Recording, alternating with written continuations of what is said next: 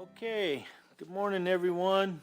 Everyone in Payson, everybody on YouTube. Are we on? YouTube's on? Good.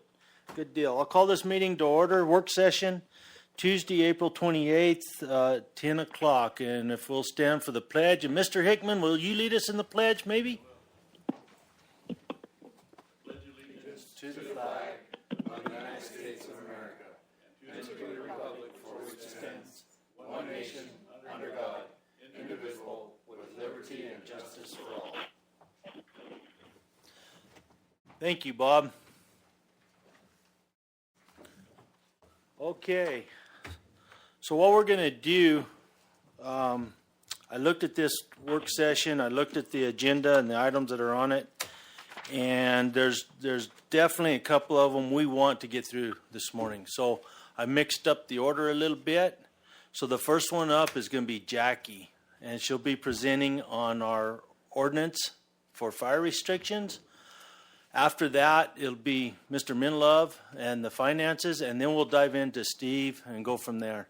And if by chance we can finish this by around noon, that's good. If there's still a lot to go over and we haven't finished, then I'm going to cut it off around noon, and we'll reschedule for the remainder of what's left. So, Jackie, good morning. Let me read this first, and then we'll go from there. Information discussion regarding ordinance number 11-02. Open outdoor fire and potential items for inclusion for revision. Jackie Sanders, good morning. Thank you, Mr. Chair and board members.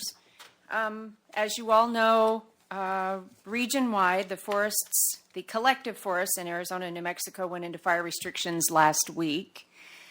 When the forest, according to the county ordinance, when the forest goes into fire restrictions, the county automatically follows with an open outdoor fire ban. For a couple of years now, we've had conversation about the potential for updating our open outdoor fire ban ordinance, currently numbered 1102. I also have a public comment related to this. If you'd like, I can read it now. Yeah, you bet. Ron Saddlemeyer, Fire Chief at Waterwheel Fire Medical District, has submitted a letter dated April 27 regarding this agenda item. I will also tell you that this today is simply a discussion to update an ordinance. We will have to publish in the newspaper 14 or 15 days and hold a public hearing. So any change to this will come later, but it is an opportunity to at least discuss what we might want those changes to look like. Can the folks on the conference line hear me? They're muted.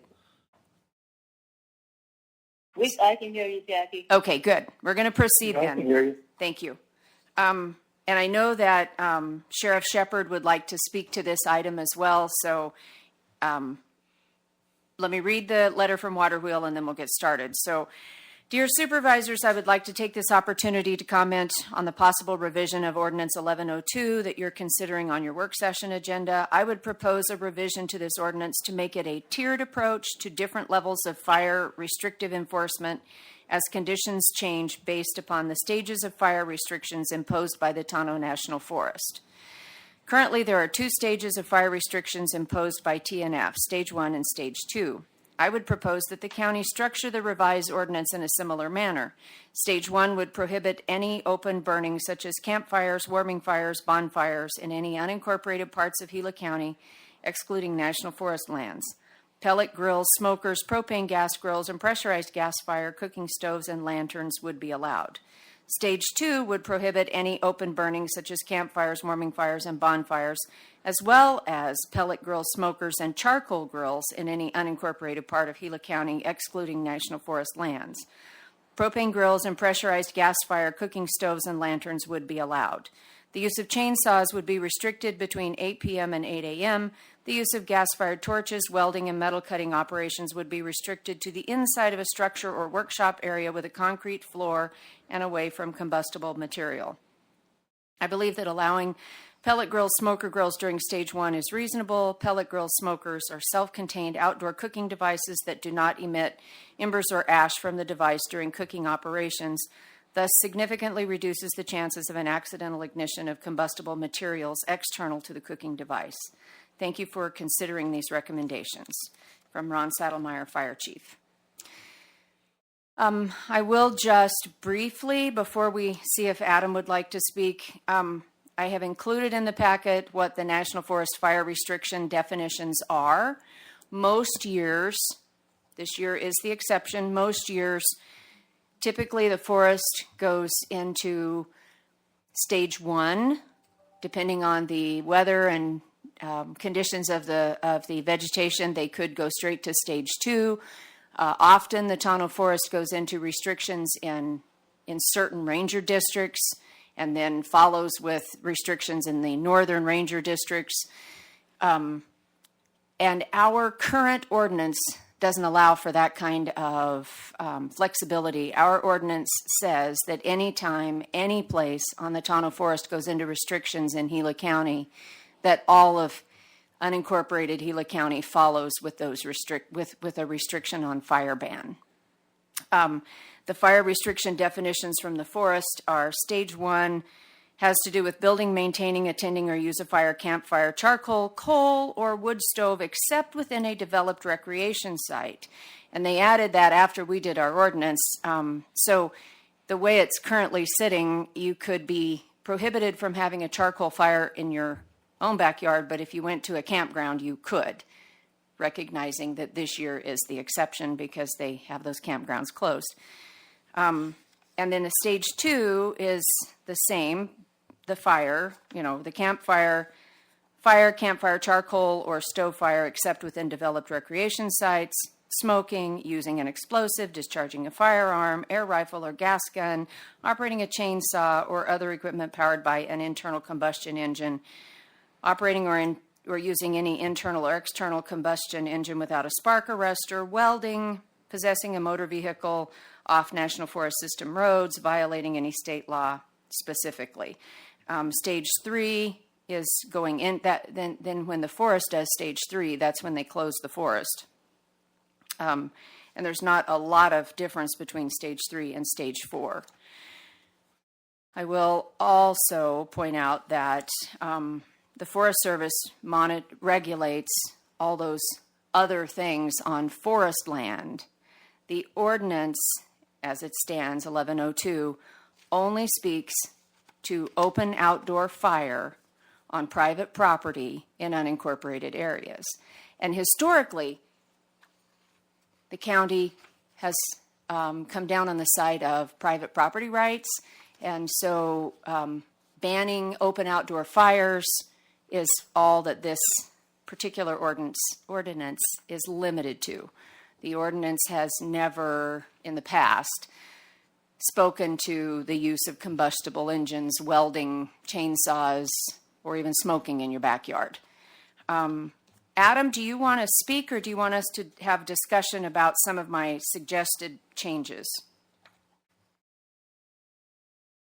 Well, if you want to cover the suggested changes, and then we'll just say, yeah, that's one of our issues, or not, as we go along. That way we don't have to repeat each other. Perfect. Mr. Chairman, shall I move on? Yes, ma'am. Okay. Continue on. So attached to the agenda item is a draft ordinance for discussion. The draft changes are in red. To begin with, to make it clearer for the public, because this is definitely a public-facing ordinance, my first suggestion, and I had a conversation with Marion about this, would be to take out all the whereases and therefores to shorten the ordinance. When I look at our ordinances, about half of them include all the whereases and about half of them do not.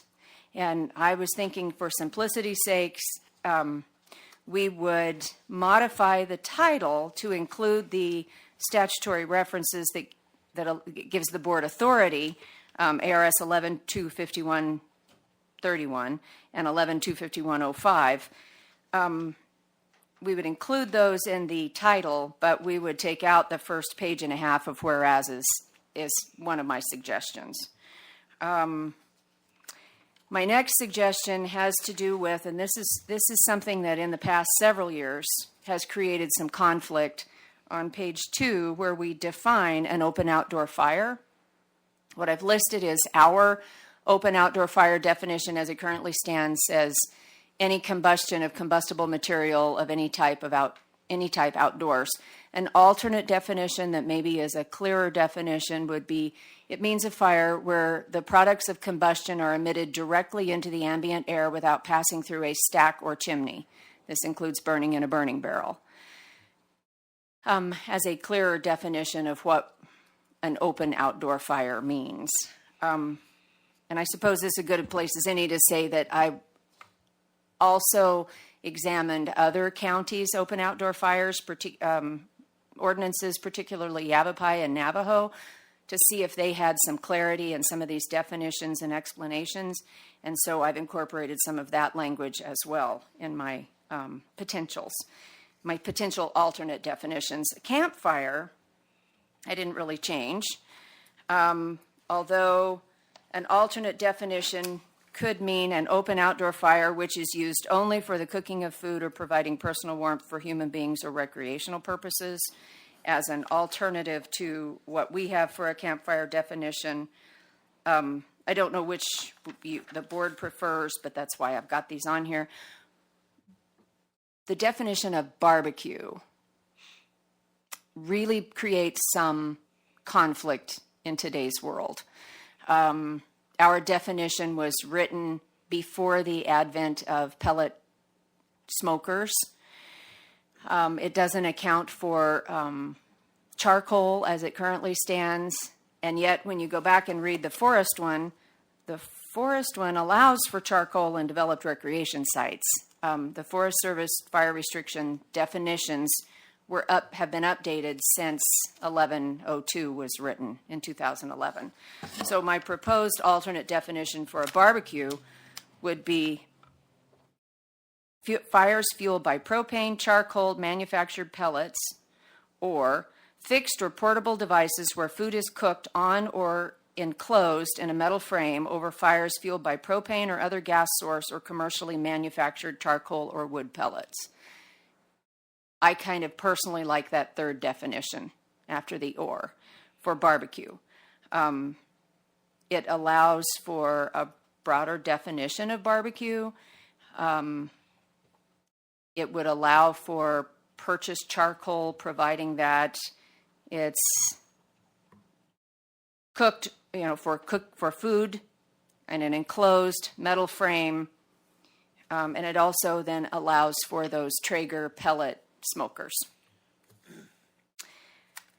The other, so that in definitions, I didn't change bonfire, I didn't change fireworks, but or recommend any changes for those.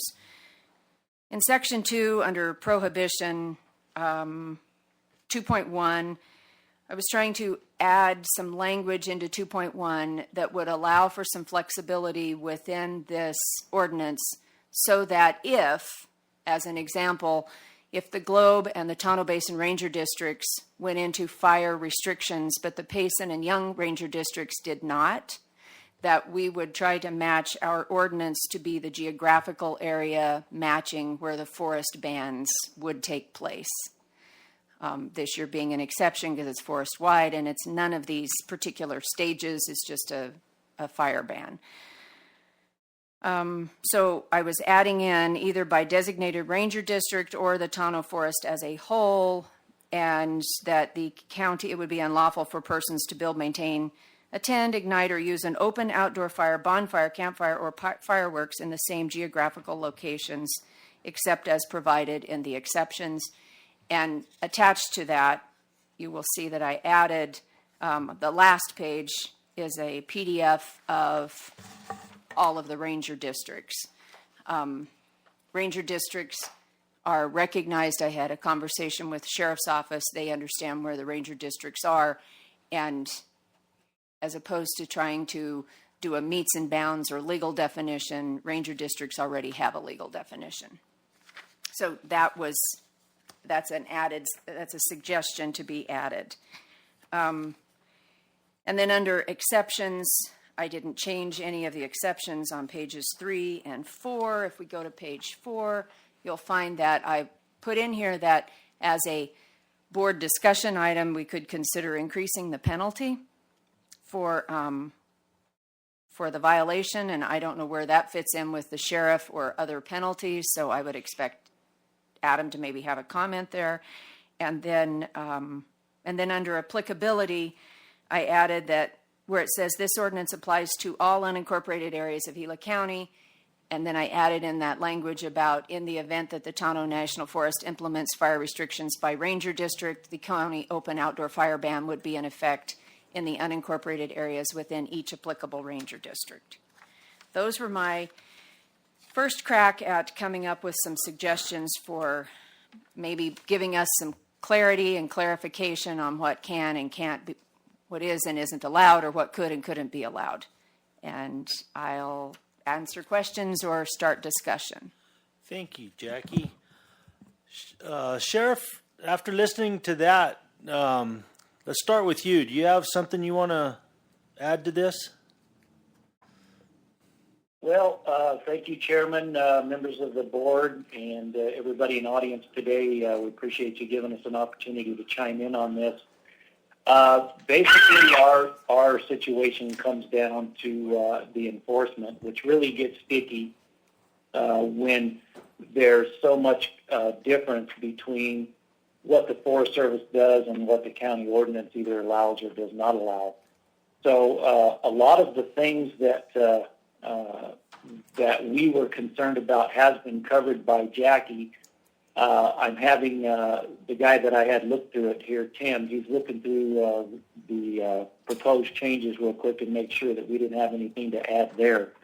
When it comes to the penalty, we don't see that part of it at all. So that certainly wouldn't faze us or really have much to do with us one way or the other than it just, of course, increases the seriousness of the offense when we actually do take action on something. I guess part of the biggest confusion that goes on out there, and Jackie covered quite a bit of this earlier, so I won't belabor the fact, but is a lot of these are fire districts not only have jurisdiction for the unincorporated areas in their jurisdiction, but they also interact with the Forest Service as well because of a lot of their coverage, goes between the unincorporated areas and then on to the national forest. So they're boundarying everybody. So when we go into restrictions, their confusion is about what they should do, what we're going to enforce. It really gets to be a big deal because they're having to deal with two different entities that have two different set of rules. So, and of course, the one about that they would allow certain types of barbecue cooking and things in their own campgrounds, and we're telling our citizens that they can't do it with the same type of equipment and things. That's kind of hard for us to justify sometimes too. So I'm looking for Tim to see if he's got anything specific, but I really think that most of the stuff that will help clear up some of the confusion and try to get it more in line with the way that that things are handled out on the forest, and also keep us to the way we want to deal with the unincorporated areas. Hold on just a second. No, I can't see everything right now. He's saying it looks good. So do you have any further questions for us?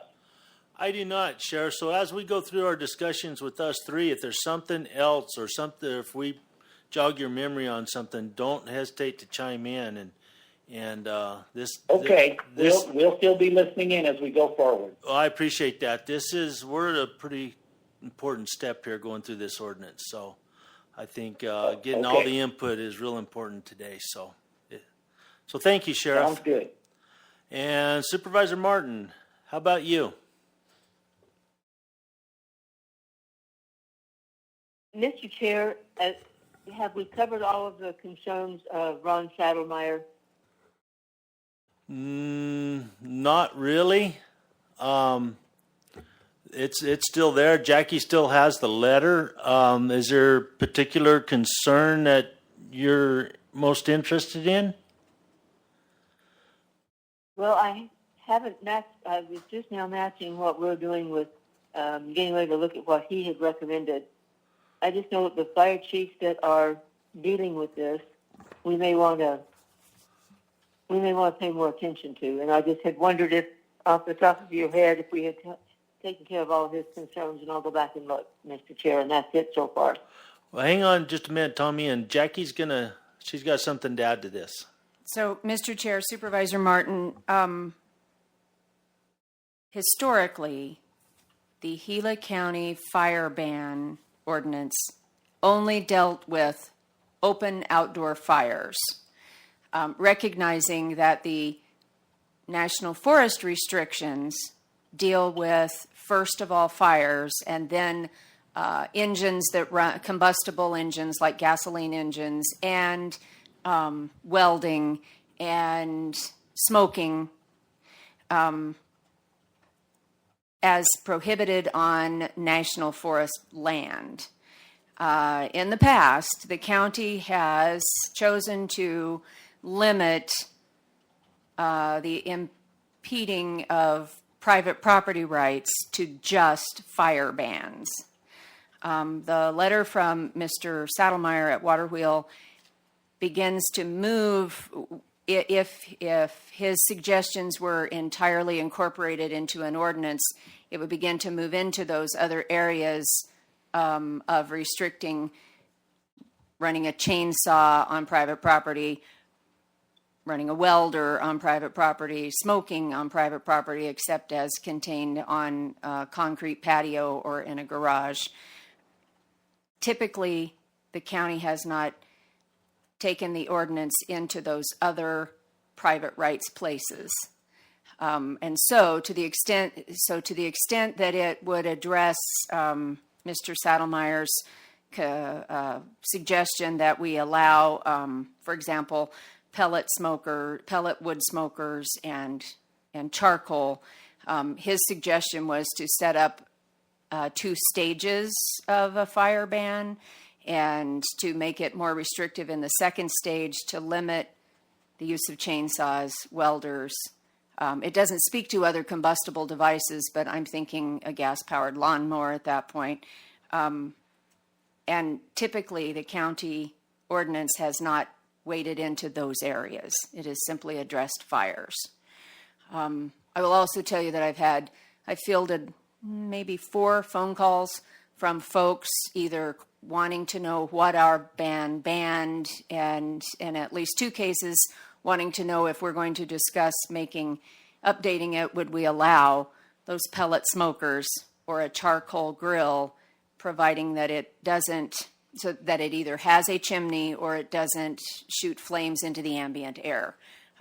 The original intent of a fire ban was to stop bonfires from shooting ash and hot coals up into the trees and setting the forest on fire. Does that answer your question, Supervisor Martin? It does. Okay. And I'm not advocating that we put all the others on there. I know the only fire that we've had to deal with going from private, 2 kinds of fires that we have dealt with in the past up here are ones that somebody started with their welding, and secondly with fireworks. Fireworks, I'm not suggesting that we do anything different there. I'm just saying that that's the only 2 that we've had to deal with. I'm not sure that we need to wade into anything other than the open fires that we have already. I do think we need to redefine what is a good cooking fire and let that mess. I do think that we need to let it go by ranger district.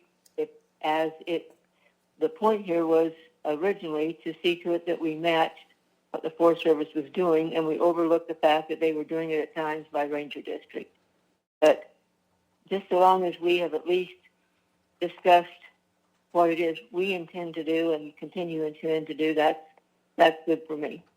And Thank you, Jackie. Mr. Chair, Supervisors, when I say an open outdoor fire ban, it clearly bans open outdoor fire, bonfire, campfire, and fireworks. They're already covered.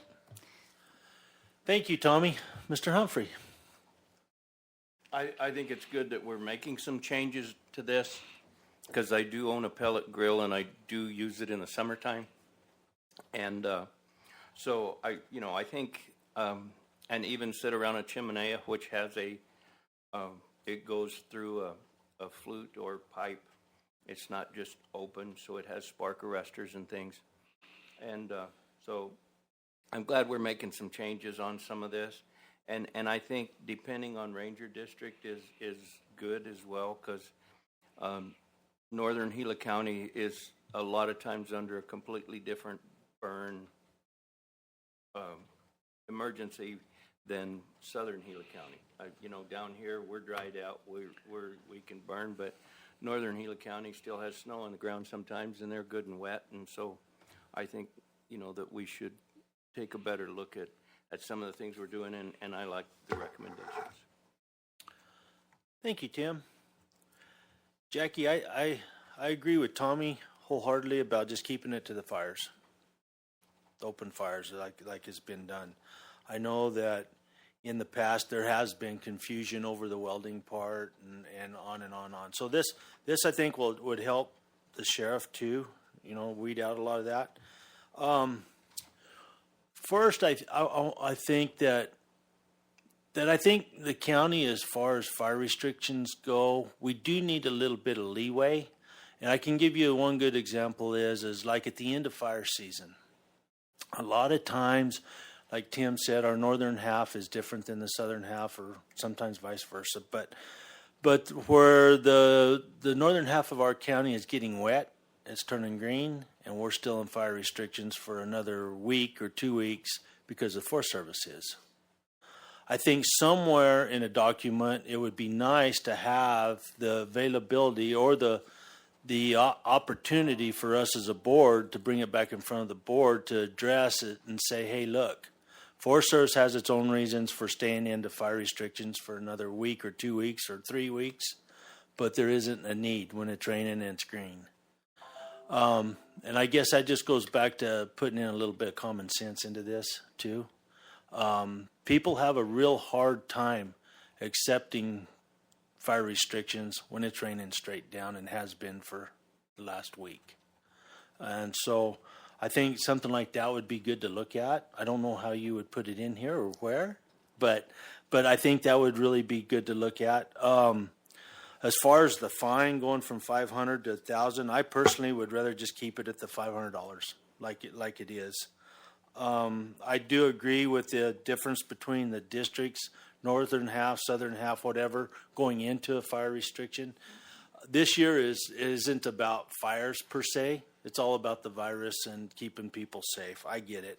I know how that works. So I get that. As far as the rest of it goes, the only other thing I would say, under your exceptions, 2.2, it says any other fire allowed by permit issued pursuant to ARS, yada, yada, yada.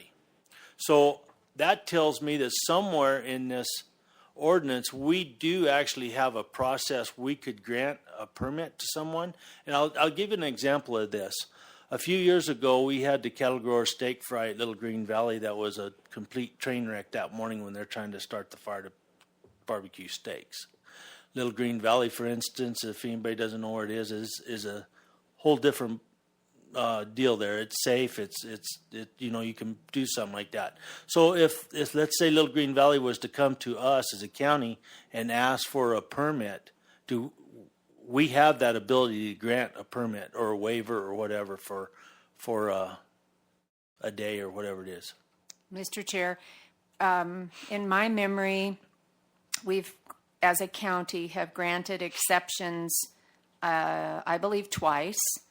They were generally for commercial operations in the north after it had started raining, to allow for a fire for something like the cattle growers. They just have to come far enough in advance that can come in front of a board and go through a process.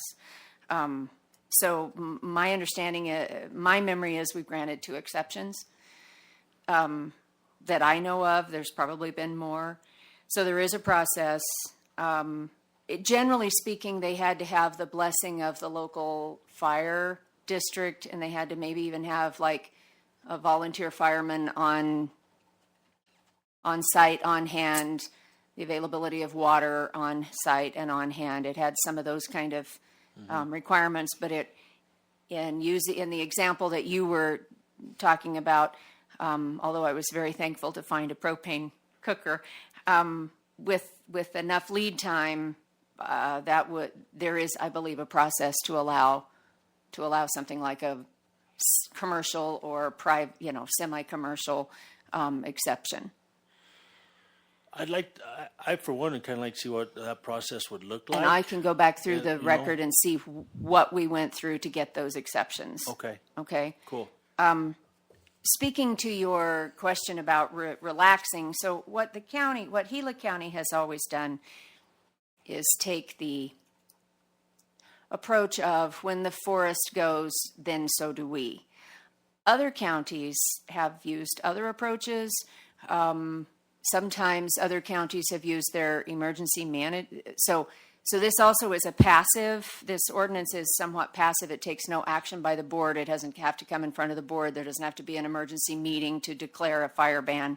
It's automatic with the forest. Other counties have done that differently. They have identified their emergency management department as being the ones that could call for a ban on fires. They sometimes reference things like red flag warnings for wind in some areas, but imagine up far northern Arizona, there's a lot of those, and also far southern Arizona sometimes have those big wind advisories that we don't have as much. The only thing about going in and out from the Forest Service's perspective, they go into fire restrictions when, if I'm not my understanding has always been when the vegetation has some percent moisture, below some percentage of moisture, that we go into bans. Coming out of there, so to come out of a fire ban may need to be a formal process of checking relative vegetation, moisture in the vegetation. Moisture in the vegetation. And I don't believe that we currently at the county have anybody that frankly knows how to do that or have a process or the equipment to do that. So we've always, as a county, somewhat taken the path of least resistance in when the forest goes in, we go in, when the forest comes out, we come out. To change that would take, I would think, additional resources that I don't know what those look like yet, but we can begin to look for them. And I understand that, but what I guess what I didn't say was between the force, sometimes there's coordination between them. Most of the time, damn near all the time. And so there may be one force holding out for some reason that doesn't really pertain to us, but because of that, the tunnel may like to stay in, match them, whatever it is. And I think somewhere in our process and in our document, I'm not saying we would do that, but I would like to see us have the ability to do that. That if there is something happening in the rim country where it's raining every afternoon and has been for the last week, but yet it's going to be 2 more weeks before the force comes out, we could elect to go ahead and come out. And that would, Mr. Chairman, we could add that into this as an option. That would need to come back in front of the board for a specific board action. Sure. As opposed to just the more passive in and out process. So I can certainly look into what other places do and incorporate that. One of the other counties, instead of setting a $500 fine, they talk about somewhere between 150 and 750. I don't know that you're looking for a range or if 5 works for everybody. I just am trying to find places in this that we can have a few quick discussion items, because I know we have a lot to go over today, and then proceed with something that we can publish and move forward with a public hearing and do some modifications. I know that most of the time, most of the calls that I get, and I get between 6 and 20 every season, have to do with, why can't I use my charcoal grill, or it doesn't speak to my Traeger grill, my Right. pellet grill. So this will tend to almost all of the questions that I get. Sure. And Supervisor Martin, what do you think about the fine part? Couple of things here. I think we ought to just leave it alone. That works for me. If we get anything, if you're having to go back to the same person more than once, you might want to think about it. But 500 is pretty steep, I think, just to start with. I'd also like to weigh in for just a minute on making exceptions also, because the other thing that happens here is that Payson Ranger District, for instance, will be a lot wetter along the foot of that rim, but it will not be wet as you head down the hill on Oxbow. And so they will come out of fire restrictions based on the upper piece of the Payson District. I think there's also times that Pleasant Valley is wetter than Payson. And as long as we have a way to say that we may do that, the other thing I'll say, Mr. Chair, is that common sense is based on common sensing, and there have been boards that would not have had the same, quote, common sense that other boards would have had. And so long as we have a may override there, the other thing I would say is where we've made errors in the past is that we will grant an exception. One of them was, I know, for a fire pit, I think in Christopher Creek, but we will not notify the sheriff and his folks that we've made the exception, and they get called out on a fire. And so somewhere there, again, from a common sense standpoint, it seems that common sense would just say notify the sheriff, and yet it doesn't. So I think that somewhere we need to see to it that the sheriff's department is notified if, in fact, we make an exception to any part of this, that becomes part of the process. So far, Mr. Chair, I think that was my only 2 cents so far in this whole conversation. Thank you, Tommy. Tim? Yeah, I'm fine with the fine, because if someone starts a fire and it creates a lot of issues, then I'm sure there's other ways to penalize those people Right. for their lack of taking care of it. And but that's where I'm at. And a variance on somebody, it's real hard to get something in front of the Board of Supervisors, especially quick. And if that example of like the sheriff's office not knowing that we gave somebody a variance, why not include the sheriff's office in doing the variance? Because it's easier to get a hold of the sheriff's office to make a decision than it is to get the board together to make a decision. And if it's for construction, some tower fell, they got to get up there and cut some trees out of the way. They got to get some welding done. They got to put a tower back up. And board's not meeting for 3 more weeks, then, I think a better way to figure out how to get a variance would be better than bringing it before the Board of Supervisors. And like I say, maybe the sheriff, because he's the one that's going to be enforcing it anyway, and they're in contact with law enforcement and fire department and everything else. So maybe something like that would be a good way to set up someone needing a variance. Thank you, Tim. So while you're quiet, Adam, we just delegate you. Is that the way we're going to do this?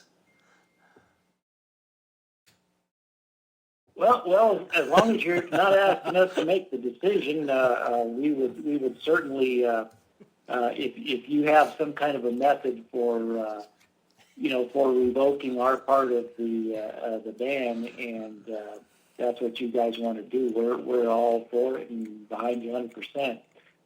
We just, if there is going to be some modifications rather than just simply in when the Forest Service is in and out when the Forest Service is out, then absolutely we would have to have some kind of a way to make sure that we know, because we ask our guys to be pretty aggressive when it comes to fire. Now, this year, because of it kind of mixed with COVID-19, we have we haven't got as aggressive as we have in the past, but that's coming. And so the thing is I mean, we don't want our areas to be the source of a fire that takes out people's homes and destroys people's lives. So, and as you mentioned, we're certainly on the front lines of it. So yeah, if you've got something in place that you want to do any modifications while we're in forest or in the fire ban, absolutely, we're on board with you. Thank you, Adam. So I would say maybe working with Jackie and James, I'm sure there's a process that we could come up with that would definitely include you, Sheriff, in the mix. That would work. James, do you have anything you want to chime in here on? Mr. Chairman, just one thing that in emergencies like this and related to fire, that perhaps one of the things we can include is that the chairman can make whatever declarations or things that we need to do, decisions that have to go on the fly, that we could include in the ordinance, so that we can, if we have an emergency situation, gather the board for a board meeting within a few days. But sometimes there's, like Supervisor Humphrey saying, an immediate decision has to be made, and perhaps we can include that the chairman of the board at that time would be able to make those decisions. Yeah, I'll bet we can come up with something then. It sounds like so. Good deal. Jackie, from my standpoint, that's right now really all I had to add to this conversation anyway, was those ideas. All righty. So. Thank you. I will proceed, Mr. Chair and board members, with creating a draft revision and work with Marion to get it published and posted and public hearinged and Okay. taking into consideration some of those suggestions, all of your suggestions to try to make it more workable, Good deal. more smoothly. Okay. Thank you. Thank you so much, Jackie. Thank you. Okay, so now we're going to go to James, and it's information discussion regarding the coronavirus COVID-19 outbreak and the resulting economic impact and financial projections for Gila County for fiscal years 2019 to 2020, 2020 to 2021, and beyond. Mr. James?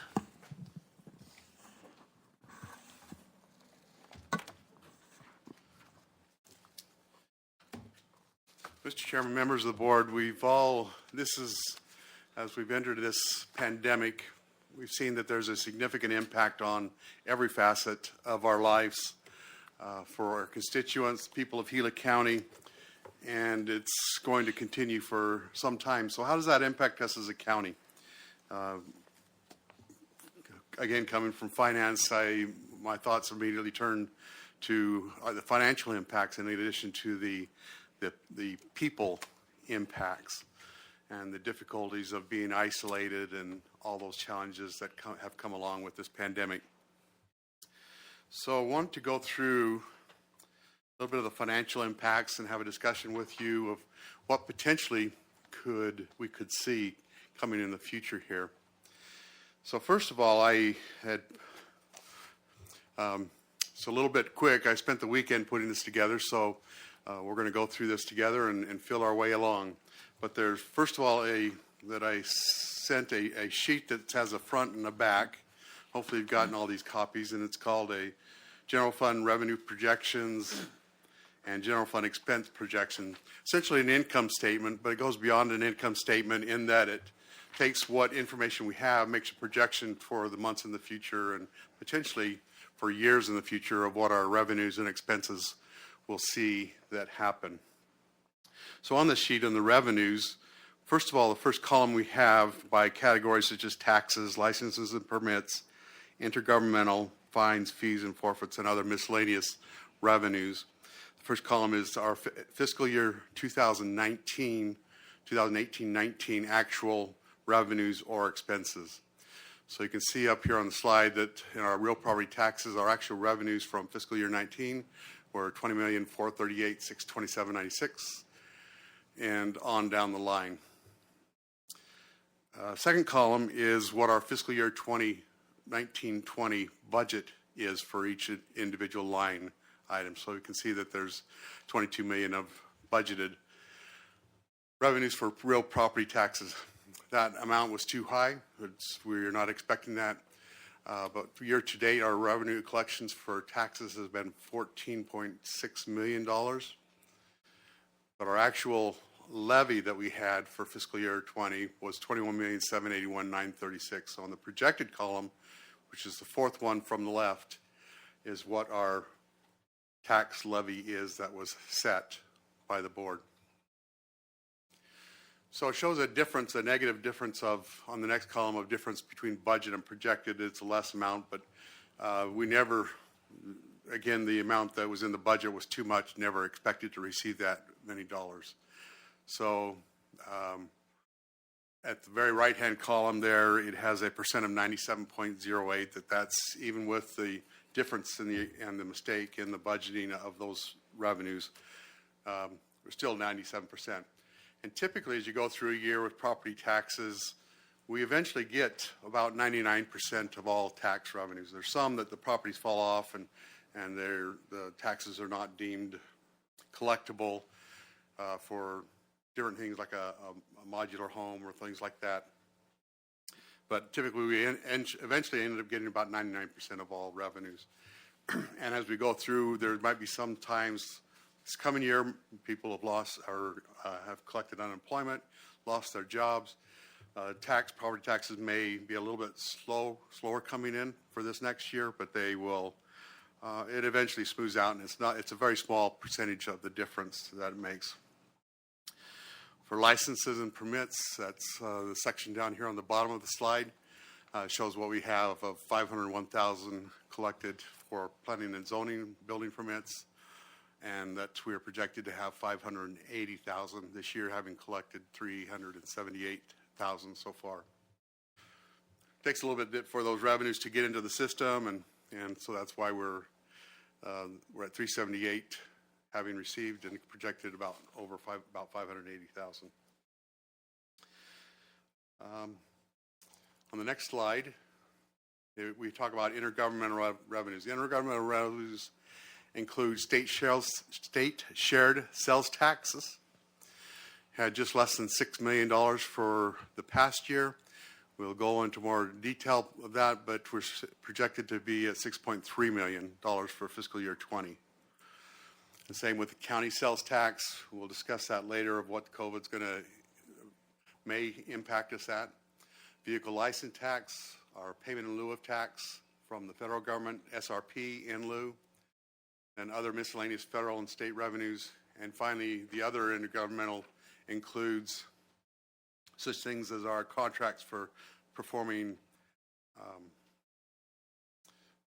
dispatch services for 9/11 and other things such as that nature. So that's what that other intergovernmental is, typically local government contracts that we have. And the next slide. Finally, we have fines, fees, and forfeits. Those are got them broken down between the fine, fees, and forfeits from the courts, from the sheriff's office, public safety, health has a small amount, and then other forfeitures that there are. Finally, interest on investments. You have small ones, sometimes contributions, reimbursements, recoveries, or different sales of capital assets, and then miscellaneous revenues. Then we have operating transfers in and transfers out. So in looking at that, the big picture of what we have, we're after adjustments have transferred out to other departments and things, just about $39 million of net revenues that we'll have for the general fund. Next slide, please.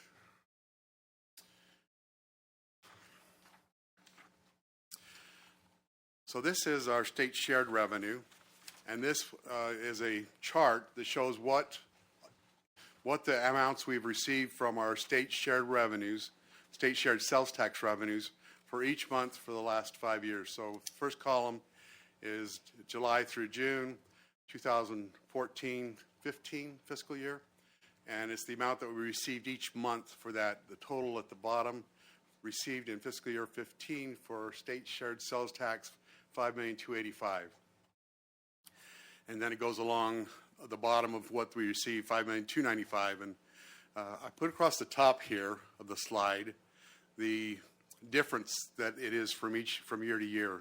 So from 15 to 16, the increase was just $10,294, an increase of 0.19%.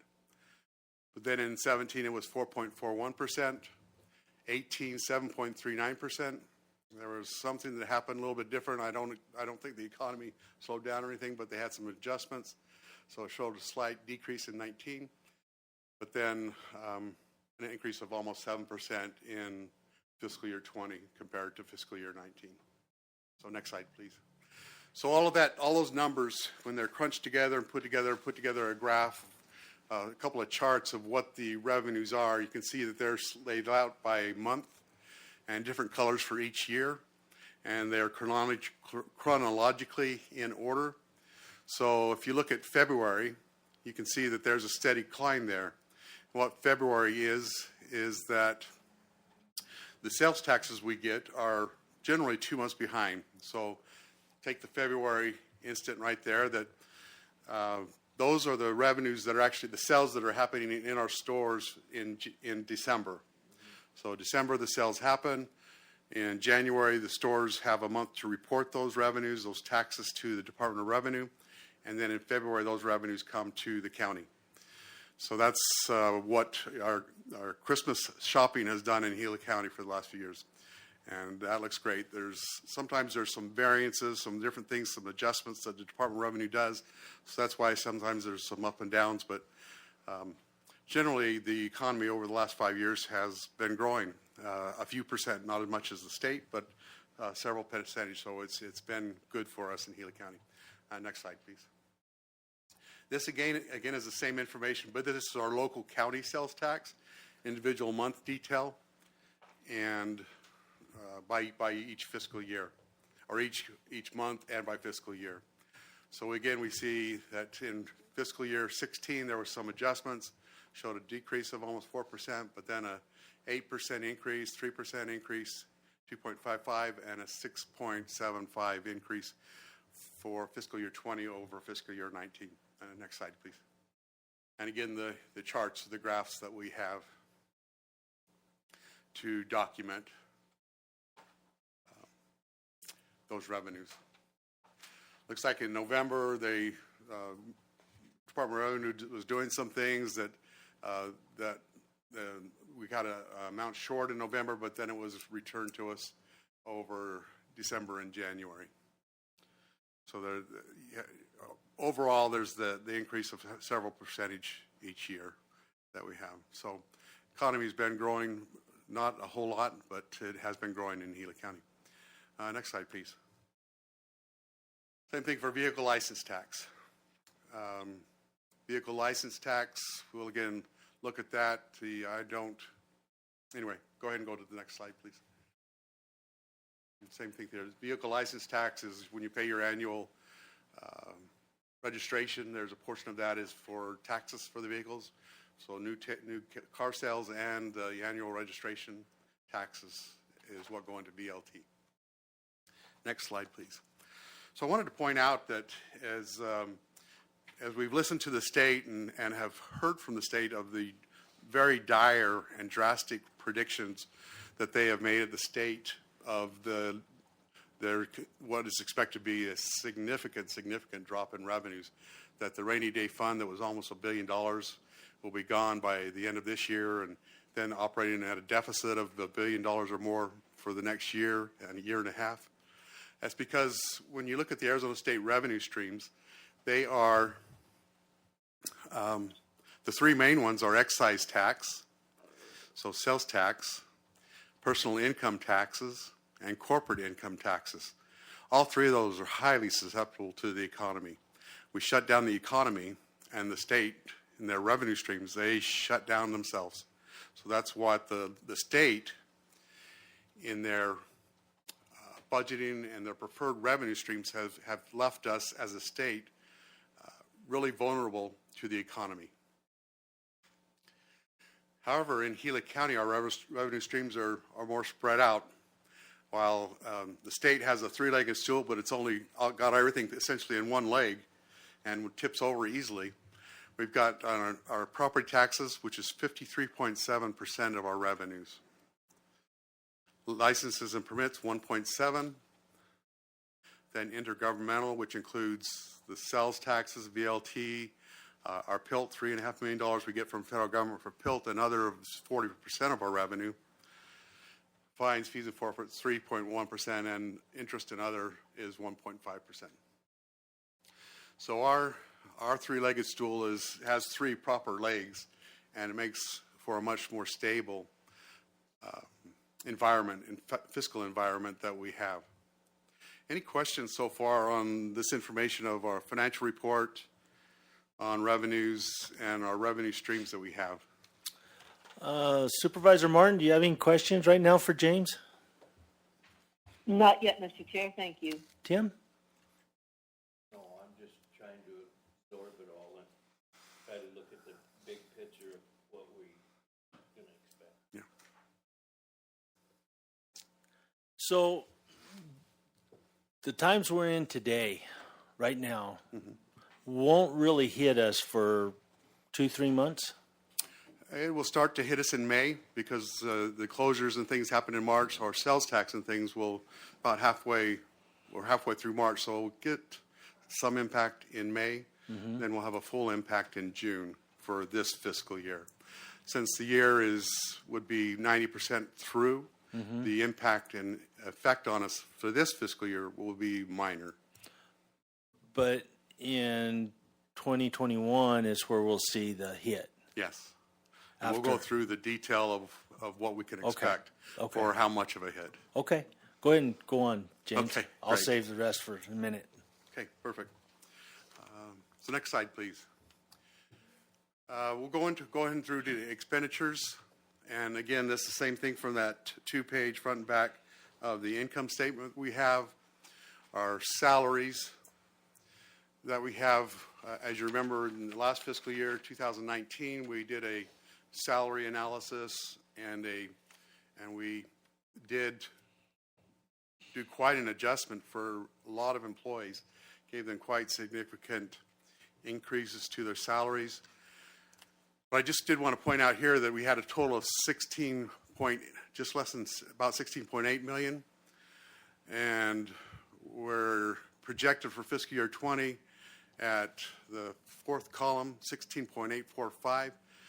So that is showing that our salaries projected from fiscal year 19 and then building in the adjustments for 20 we're only $50,000 above what we were in fiscal year 19. And we did grant all those salary increases, those raises, but it means that we're doing good in watching the store, that we're trying to leave positions vacant when we can, and other things like that. So when you get what I recall was about a $1.8 million adjustment to salaries in the general fund, we still are doing things that we don't feel that full, about almost $2 million of impact in our salaries, in our salary expense line. Our employee benefits did go up. Those are really by health insurance increases, by retirement increase, things that are partly or mostly out of our hands, that we have to adjust those benefits that we provide. It's not anything that we have changed as far as policy here at the county, but there are groups that are, or the state, that affect those amounts. So next slide, please. As you look at these, there we have in fiscal year 20, and our projected amounts, we've got fiscal year 19 actual, fiscal year 20 projected, and the 20 is based on what our spending is to date and how much that carries on and how much that implies to the rest of the, this is through April 24th, so a little bit over 2 months and a week that was left for this fiscal year, so it's not a real stretch to be able to make these projections. But you can see on the very right-hand column that there's a lot of negatives there of -4, -13. Communication, I see that's a fairly significant increase, and that's one of the things we're going to look at to see what is going on there and why we have such a significant increase. Travel and transportation, a small increase, though our travel and transportation did not take into consideration, but that has completely fallen off the board the last few months. So it probably is not going to be a 5% increase. Publishing and advertising, a small amount, but 33% decrease. Insurance, that's with ASIP, our general liability insurance, and that, so an annual increase. Then leases, repair and maintenance, and aid to other governments and nonprofits. And support and care of persons, you look at support and care of persons, that it went from $4.4 million in fiscal year 19, and in our projected for fiscal year 20 is a projected of $4.9 million.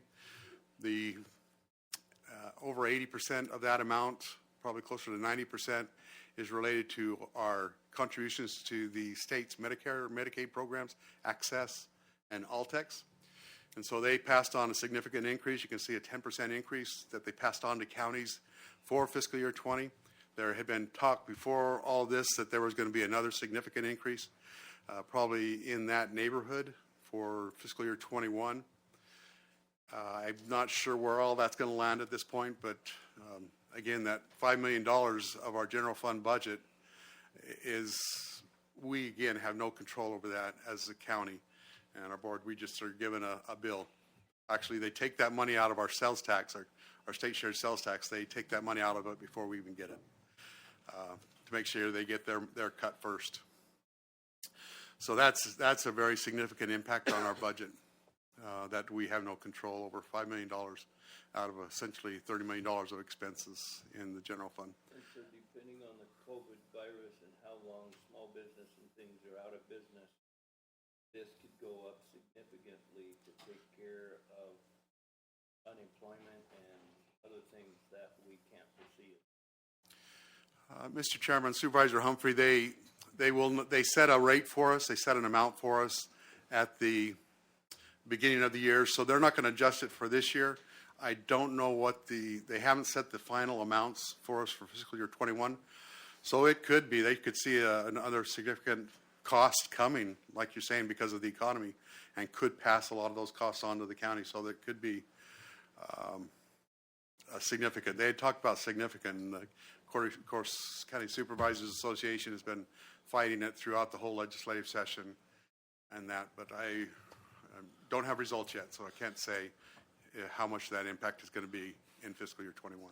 So with what Tim said right there, James, and from what I see, the big fight on the Hill is support for states and counties, basically, in other local entities. And so this would be something that support could, if it ever goes through, and it may not, I have no idea, but that would be something that could affect these numbers here or help us out with those numbers. Right. Okay. Yes, Mr. Chairman, that whole CARES package, $2.2 trillion, gave a certain amount to states to cover costs related to this. That went out to 5 entities, that over 500,000 population in Arizona. The rest, $1.9 billion, has gone to the state of Arizona. I do not expect that as a county we will get any of that money. Right. I believe that the state is going to keep that and use that for their expenses to cover whatever they have, which could help us a little bit, hopefully, but I don't expect that we'll see any of that money. Yeah, because in reality, they could keep that money and then tap into us even a little bit deeper from this angle. Mr. Chairman, yes. We lived through the downturn, the economic, the Great Recession in fiscal year or 2008, 2009, 10, and that is what the state did. They passed a lot of expenses on to counties. Even though county revenues had decreased by an equal amount to the state, they passed on cost for Department of Juvenile Corrections, Department of Revenue, and a number of other state agencies that you as a board of supervisors have no control on those spending. And that's a big difference of opinion, difference of handling things, is that something that the counties have no control, no input on being more efficient or how the dollars are spent, being made to pay for those services is, it's a challenge for us. Yeah. Thank you, James. Sure. Next slide, please. So then there's some miscellaneous expenses there of miscellaneous jury fees, employee training, senior programs. We typically, just wanted to note as I looked through that, $150,000 with the Hayden Senior Center, Hayden Winkleman Senior Center, that they were, and their financial challenges down there, they were going to, we did send an extra $75,000 or $25,000 to Hayden Winkleman during this fiscal year to support and sustain that senior center and make sure that the seniors in that area are covered to an extent. Next slide, please. So I wanted to show you the departments in the general fund and where they're at in their budgets so that we could say just how, I shouldn't say how responsible, but how the spending is going, how the impacts are for each department. We're essentially 83% through the year when these numbers are generated. We can see the Board of Supervisors on the top that we are at 79.7%, so we're several, about 3-4% below where we should be in budget. So most of our salaries, most of our expenses are in salaries, and so unless we have vacancies, we're doing pretty good to be that much below. But then elections at 65%, human resources at 49%, and on down the line. Now we can see that there's departments are being responsible and watching their dollars, and I very much appreciate and acknowledge each department director, each elected official for doing their part to watch our dollars throughout the year. And as we went through the expenses, we saw that we're saving money in a number of categories, and that's because our departments are being responsible and accountable for their dollars. So, question for you, James. So, looking at this, and the end of the year is right around the corner. It's not very far off. And so the leftover money will roll over into next year's budget? Mr. Chairman, these are all, what we've been covering today is general fund. And so general fund dollars are allocated in a budget by you, and they're not allocated a bunch of cash. So the cash is retained underneath you as the board. You're accountable, you're responsible for the money, for the finances of Gila County. So they get a budget allocated by you as a board, and then if there's any budget capacity that is left over at the end of the year, that stays within your purview and under your direction as a board for allocation in future fiscal years. So yes, that the monies don't roll over into the budget next year. Right. It'll be up to us to allocate it. Yes, sir. Okay, so that's what I was really getting at. Yes. I guess maybe I wasn't real clear.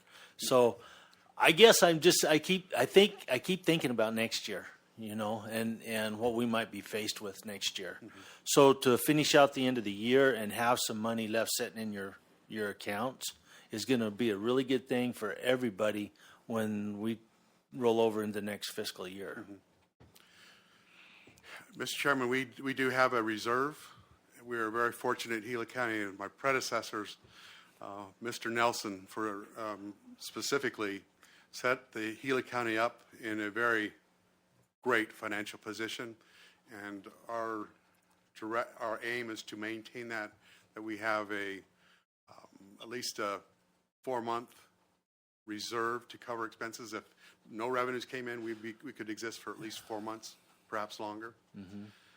So we are maintaining that reserve. So it will impact us, but we will make proactive decisions, proactive changes to be able to manage through this. And that, again, reduced revenues that are ongoing expenses, they are going to be equal. We have to manage through, we can't use our savings, can't plan to live on our savings. Right. It covers us for some short-term things, enabling us to make the changes we need. But again, we have to make the changes so that we're living on what revenues we have. Okay. Thank you, James. Sure. So next slide. Here we go into public safety, the different departments that are with public safety, community development, sheriff, juvenile detention, emergency services, and probation. Emergency services is high. We can expect that because they, in the last month and a half, have seen a huge impact. So on emergency services, James, they did get some money out of the feds, right? Mr. Chairman, members of the board, they are getting money. It is what Michael has been drawing down, working with his FEMA and DEMA dollars. So there is that money available with the national declaration of an emergency by the president, and it freed up those FEMA dollars. And so that money has been channeling into us. And Michael and his team have been very proactive. They've gone out and gotten the protective equipment and all the things that if we had waited for the federal government, their surplus stores to get to us, we would still be woefully short in our PPE.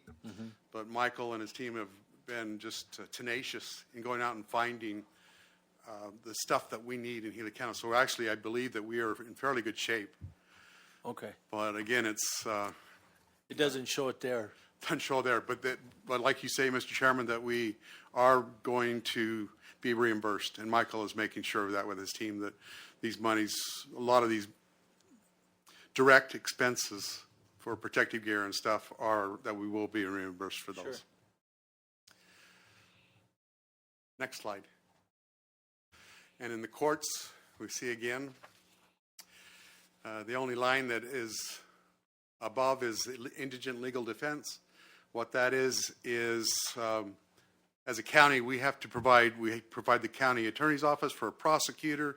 We not only provide the prosecution, that as a county, for those that cannot afford their own defense, that we provide attorneys for those and that we pay for those attorneys. So we're paying for prosecution and defense, something that's kind of unusual to me, but that's just the way it's set up. So that's at almost 86%. So that is above what it is. I know that Jonathan Barrup in the courts, he watches that and is aware of that, and sometimes it's just a challenge to project the cases that will come forward. Sure. Next slide, please. So we have a small amount that for GIS or different things that we have for Public Works and also the school superintendent. That is 85.8, so they are a little bit high on their budget. Next slide, please. So projections. I wanted to kind of break down our sales tax revenues and what they are. So this is a chart or a slide of what our sales tax revenues are. On the left-hand side, you can see categories of utilities, communication, publication, restaurant and bars, amusements, retail, transient lodging. There's category 605 and 616 that went into effect for internet sales. You see the amounts there, the first month in November of 8762. I do believe that some of those that are now reporting for internet sales, that they were already included in retail. So it's not like we all of a sudden picked up that amount of money, but it could be half amount of that. That is new collections from internet sales or something like that. So this is just each month, and this is our Gila County excise tax, our half-cent excise tax that we have of $292,000 in July of 2019, and up to, let's see, our January or February, $300,000. That would have been our Christmas sales on this chart. Gives an average of the year of $281,932 that we collect from our county sales tax each month. Next slide, please. So in trying to summarize that and show it a little bit easier to detail, we have here on the different categories, 9-month total, then what the average is, and then the third column is a percent of our total revenues for each of those categories. So we see then that I've highlighted 4 categories, 11, 12, 17, and 25, that I believe will be significantly impacted by COVID. And so on the right-hand column, I put a percentage, and I just, based on my opinion, my experience, and this is a projection for 2021, so this would be a projection that's for the entire year, that if we have, for all the other ones that are not highlighted, a less than 5% impact. We may have some impact, but it's not going to be significant. We have, for those 4 categories, 12.93, 0.37, 52.78, and 3.53%. They are essentially 70% of our sales tax revenues. And with that, restaurants and bars, if anyone has any recommendations or thoughts, but I know that the fast food restaurants are operating. Some of the stand or sit-in dining restaurants are doing takeout and things. Their businesses are still hurting significantly, but put an expected reduction of 50% of those sales tax revenues. Amusement, 100%. It's not very much, but until I open up movie theaters and such. And our retail, that's our most significant revenue.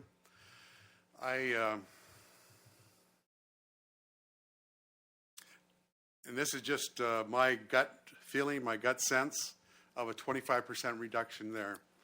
That our grocery stores, the Walmarts and Home Depot and different things, stores that we have in the county, that they're open for business. People are not out and about as much. They're staying home. They're self-isolating themselves. So there's going to be a reduction, but there still is a lot of business that has to go on, and it's going on. So I've put a 25% reduction in retail sales for us. And transient lodging, it could be down probably 80% right now, but for a year, for the average, put a 50% reduction for 2021. Any thoughts and comments on the different categories we have on our sales tax, county sales tax, and what impact, if you have other thoughts on what the impacts might be from the economy, what your expectations might be? Tommy, do you have anything you want to add to this?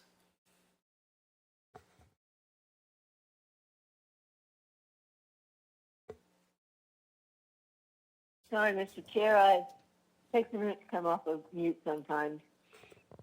I'm hoping that James is right at just 25%.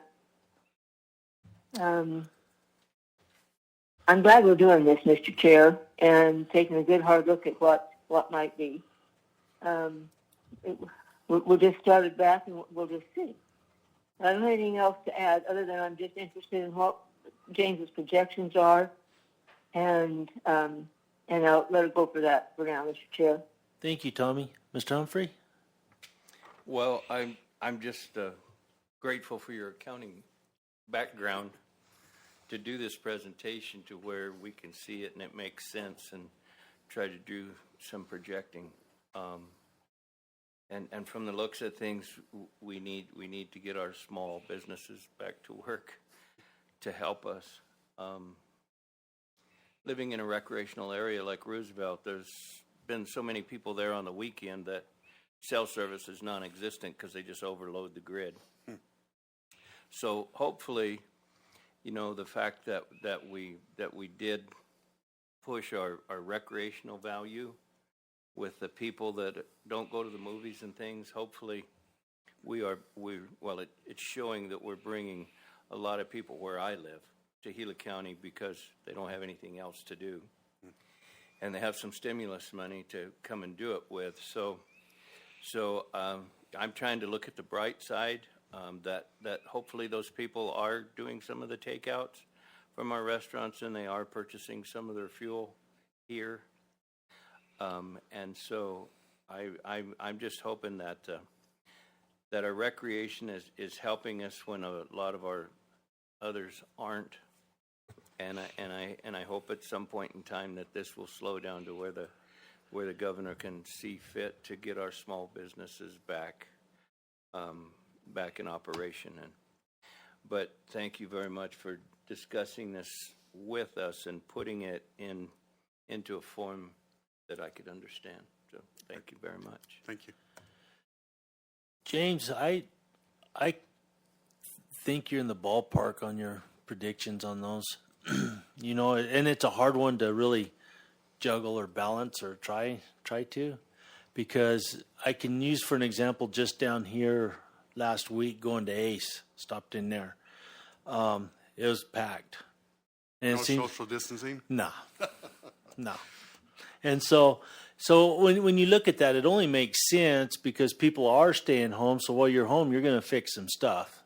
Ace is a place to go, right? I mean, so they were there. And then you look at the stores, especially the grocery stores. It doesn't matter what time of day you go; they're busy. There's a lot of people. Restaurants are obviously hit, except when you get into your McDonald's and your Jack in the Box and those, they have a long line going through them a lot of times. So the bars, the movie theaters are definitely taking a hit. You know. Those folks are getting hammered. And so, you know, as far as what you've projected up there, I wouldn't know what else to do. I don't know. Time will tell. You know, so I think you've got a good start on it anyway, and hopefully it's better than what we think. So That's my hope that this is, Mr. Chairman, members of the board, that these are worst case scenario, and hopefully they are.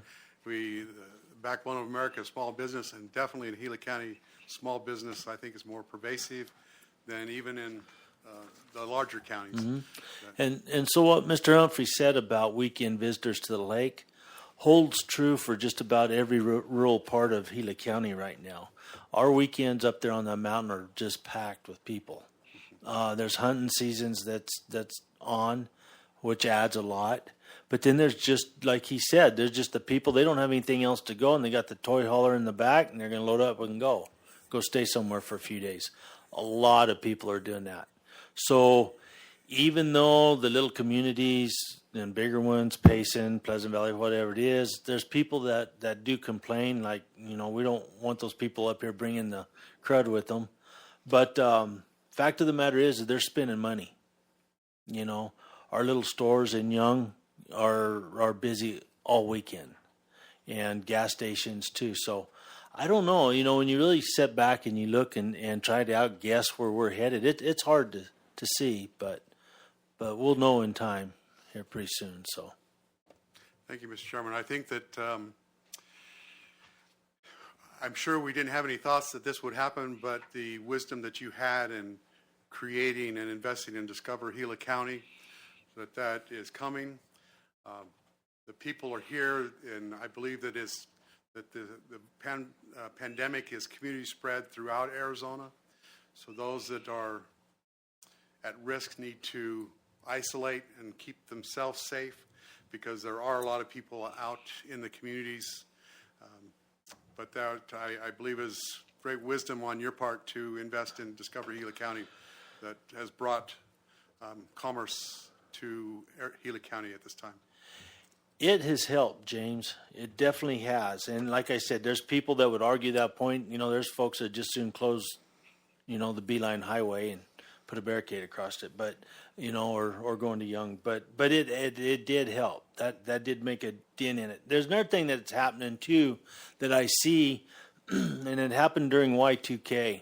If you guys remember back then, right up to that day, that night, property sales in rural communities soared.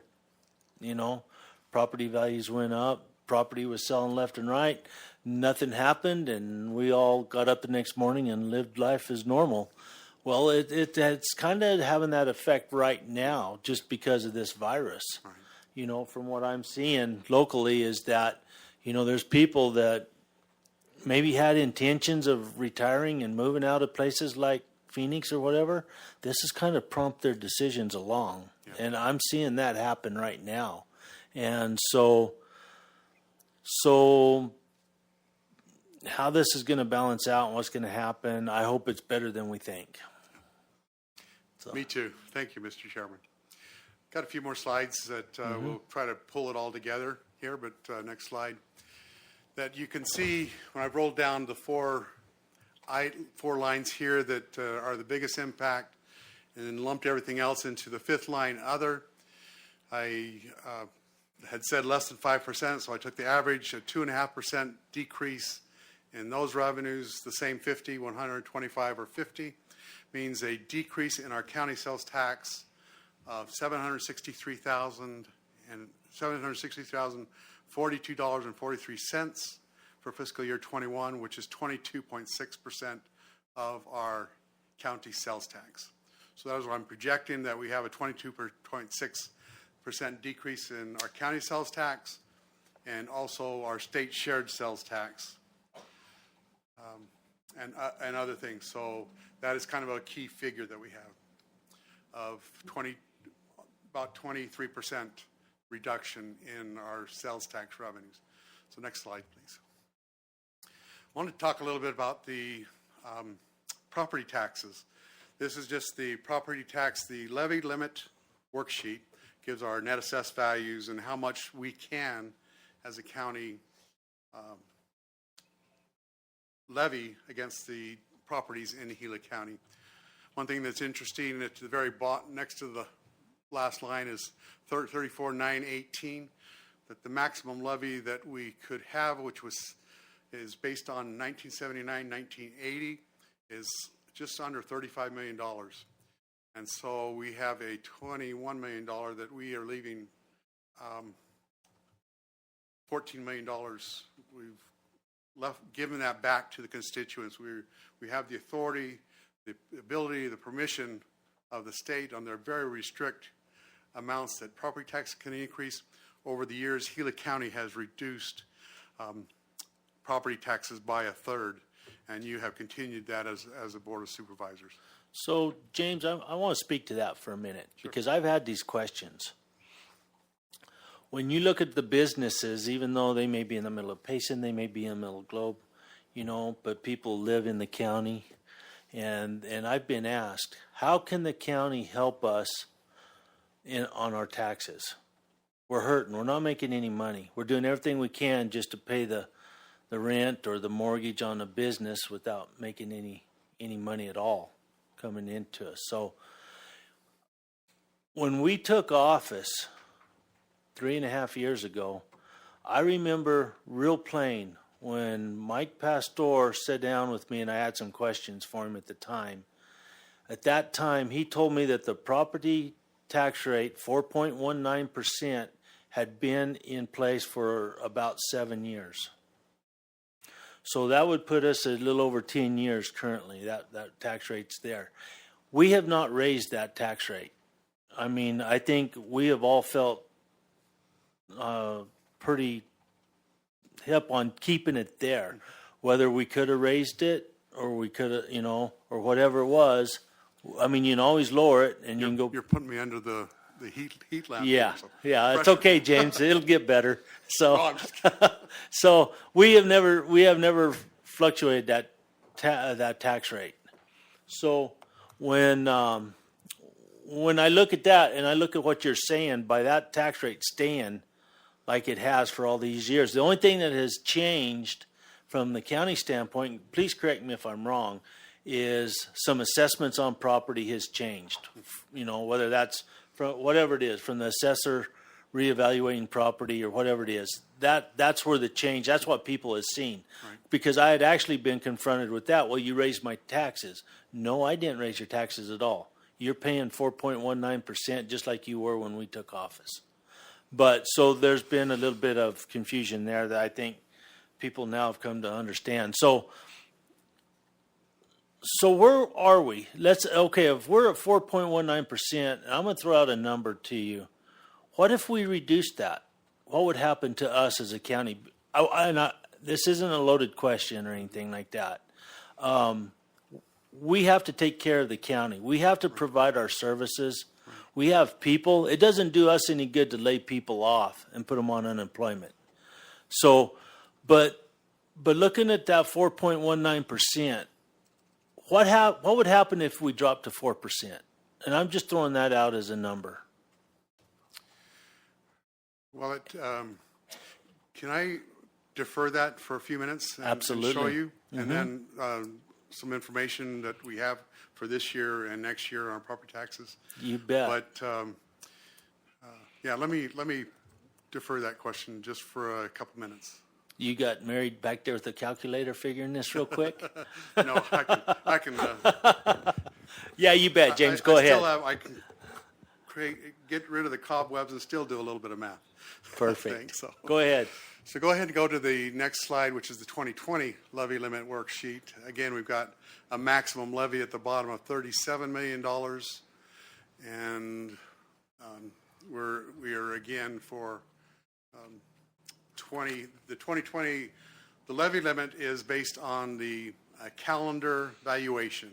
So these are the valuations for the calendar year 2020. It is applicable to our property tax collections, our levy for fiscal year 2021. So go ahead and go to the next slide. So this is kind of the meat of all those two slides that we just had of our levy that we have for the current year 2019 and 2020. We have centrally assessed about $100 million, and then for 2020, $112 million. So we know centrally assessed, that is the utilities, the mines, and things that it's a very complicated process, but there's a lot of self-assessment in that. We know that at the end of the game that down in Hayden, the smelter there, they reconfigured their assessment, their centrally assessed amount, and so the increase there is in large part due to that reassessment down at Hayden Smelter. We look at our locally assessed real property, goes from $406 million to $425 million. It's an almost $19 million increase.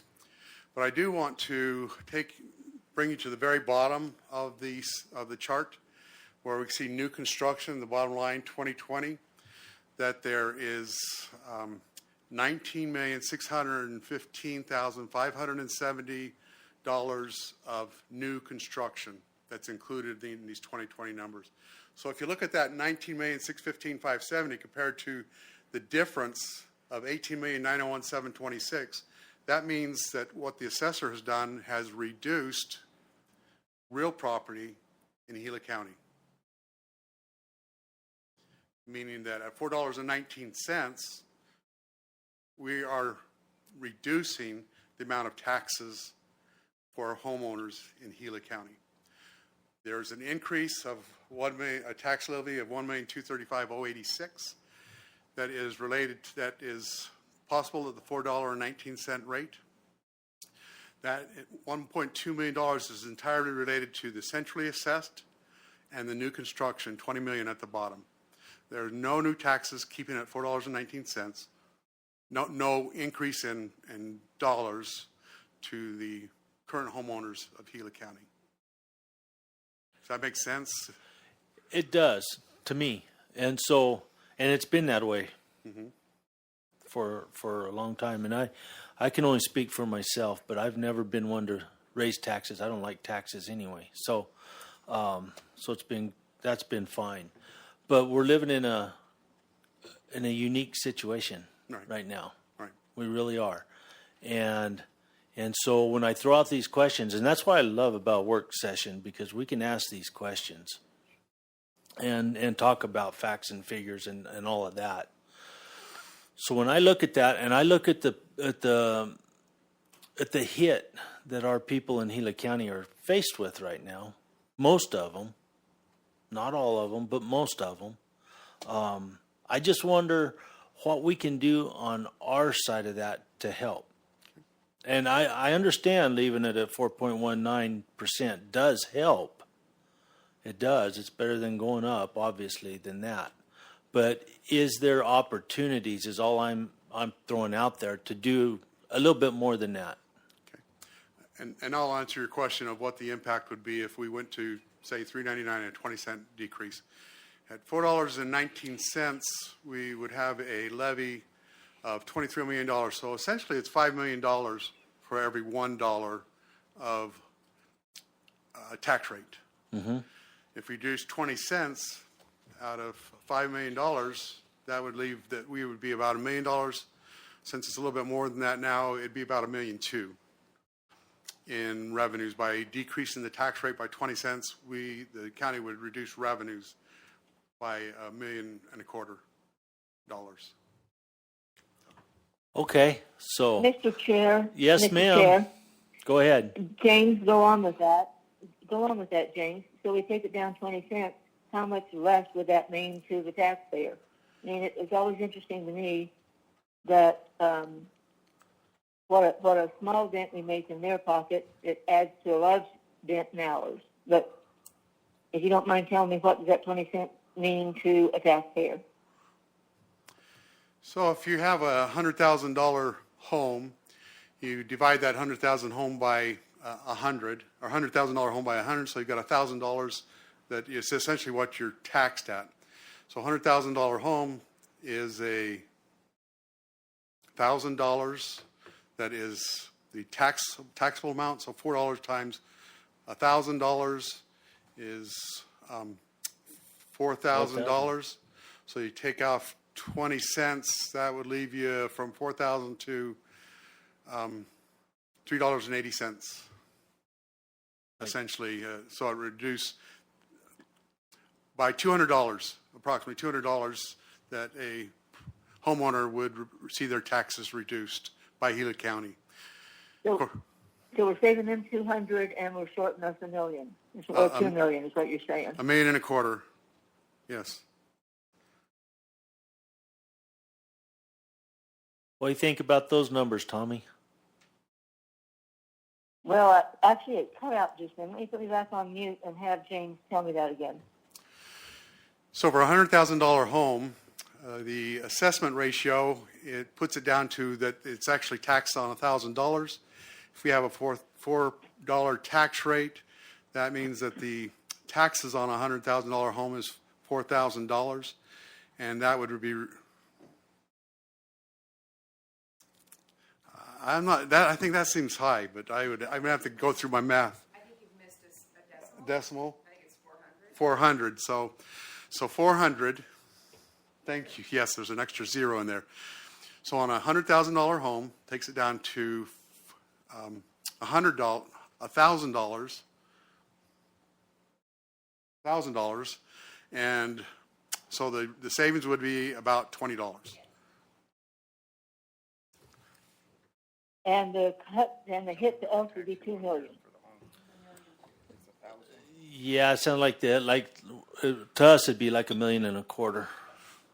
Yeah, $1.25 million, and for a $100,000 home, it'd be $20. Yeah. The other thing that I always look at here, too, Mr. Chair, is that when folks are looking at their full tax bill, and that's what they run at us with, No, that's not half of that goes to the school, $2.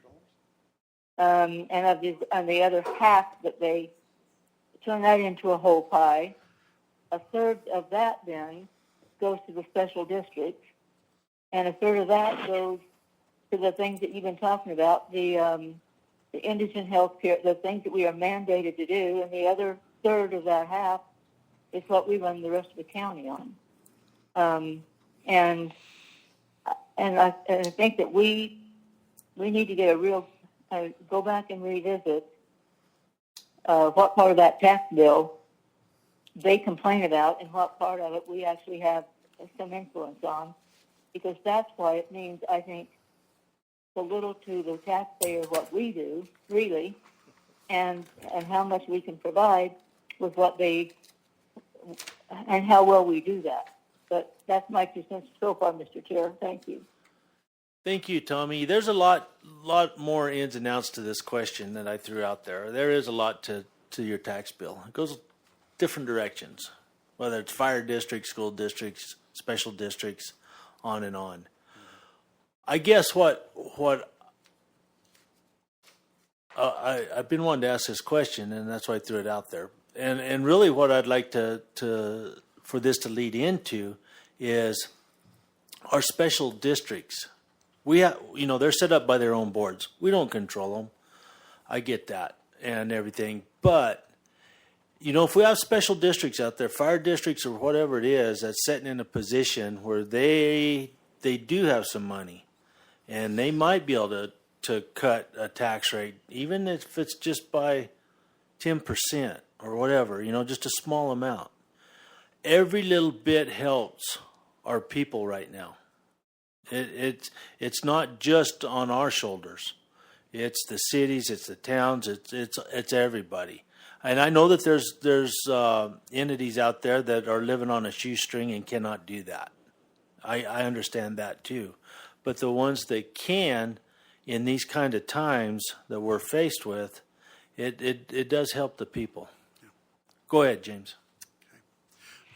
Mr. Chairman, that is absolutely correct.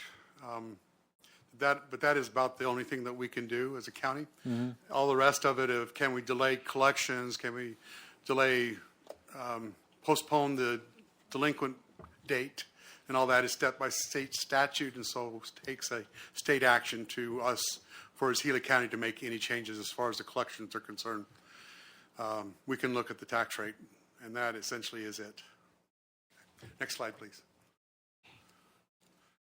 So looking at that information and the reductions that we might have, put down in a percentage of each of the different revenue lines that we have in that income statement, from 10% for licenses and permit reduction, 23% for sales tax, 5% for VLT, and 10% pretty much for the rest of it, means about $1.4 million, $1.5 million in reduced revenues for Gila County next fiscal year.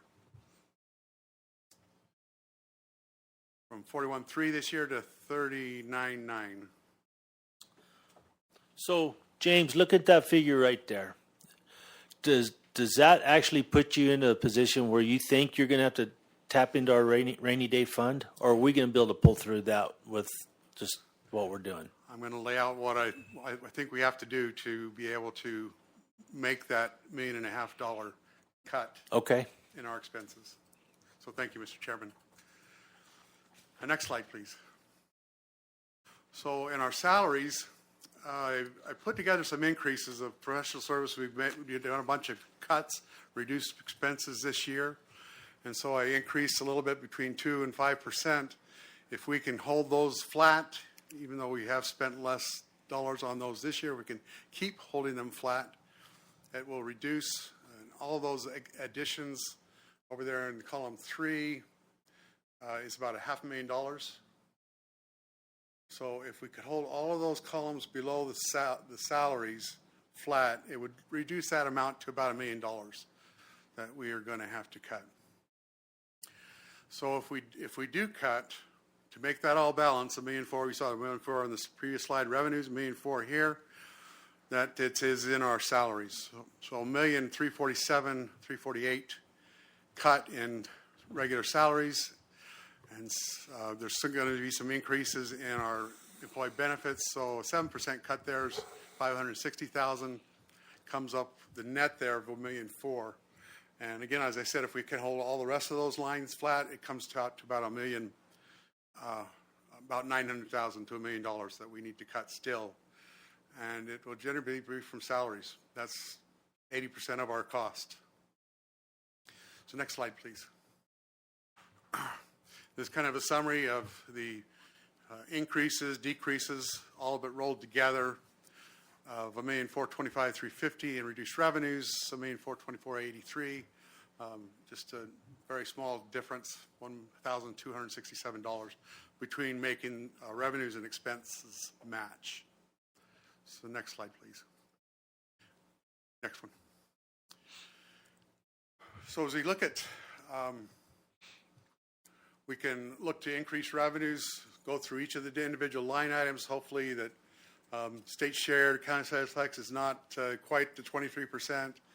or some of these others are not impacted quite as much, and that we can decrease that 1,425,000 on the third column at the bottom.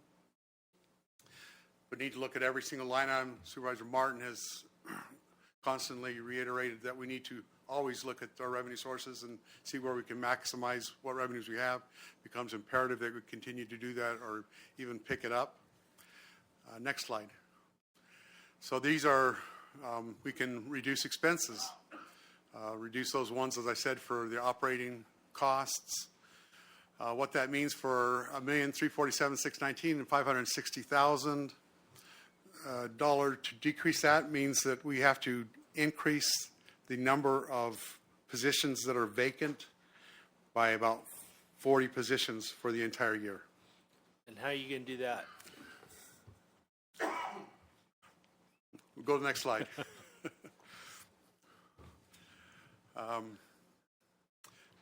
These are a summary of the different things that we can do.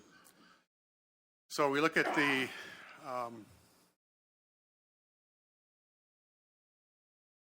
go ahead and go to the next slide. That's the end.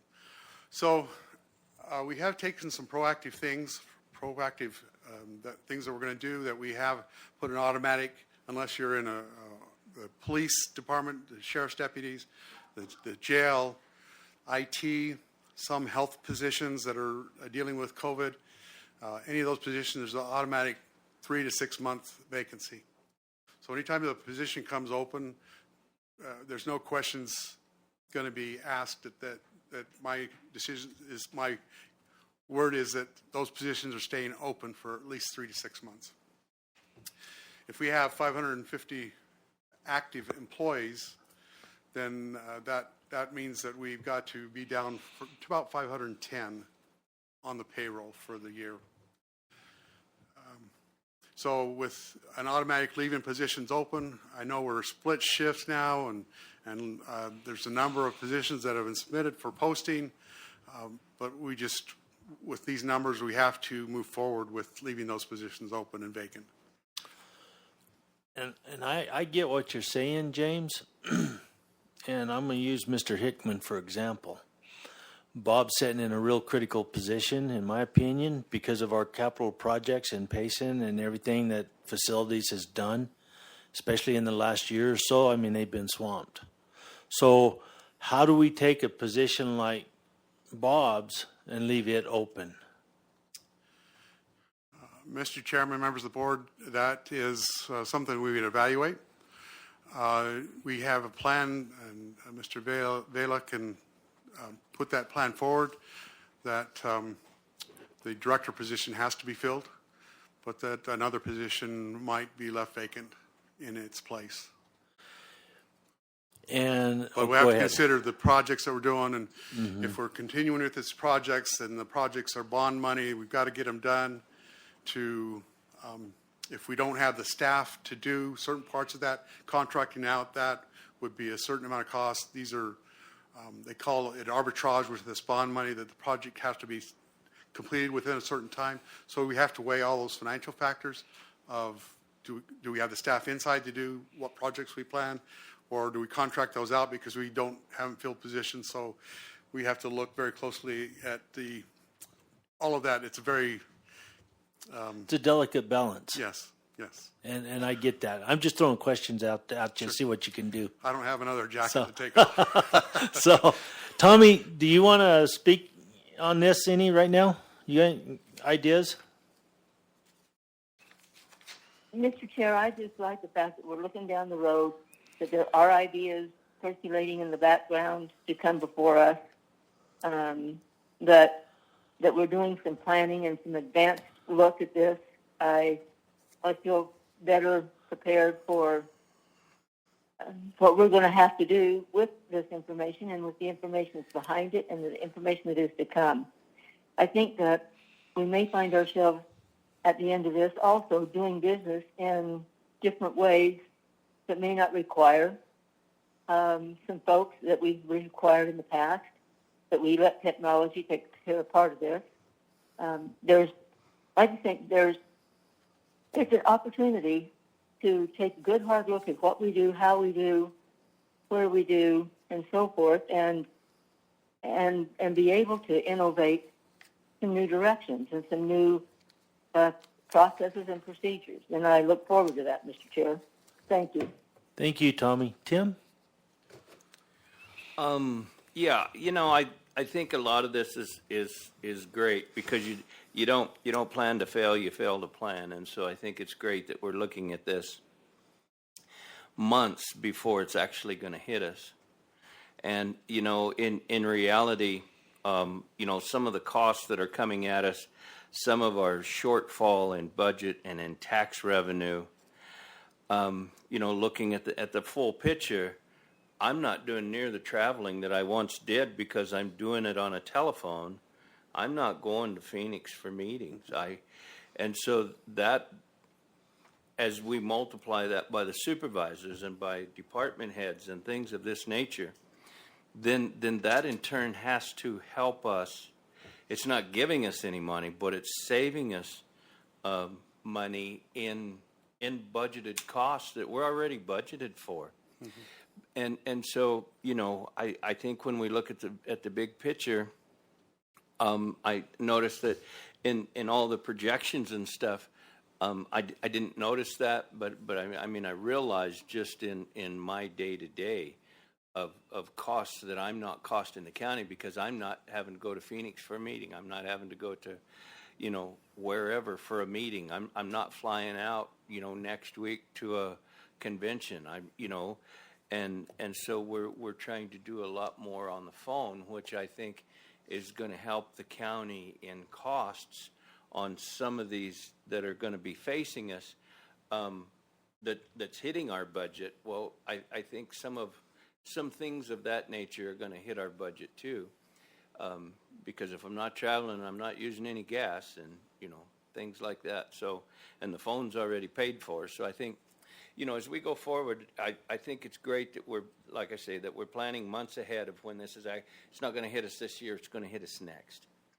And so I think that we're finding ways to work smarter, not harder, and I think that's going to save us costs. And I appreciate the department heads and everybody trying to, help us. And we're doing more meetings over the phone, and we're trying to work the best we can with the crews that we have, and we're expecting more out of the crews because we're working with skeleton crews in some areas because of COVID, and we're still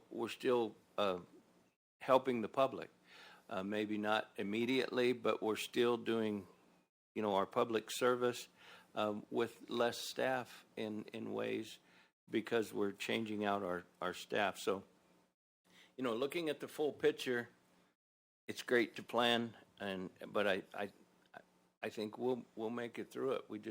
We're figuring it out thanks to you guys that are helping us look way ahead. Thank you.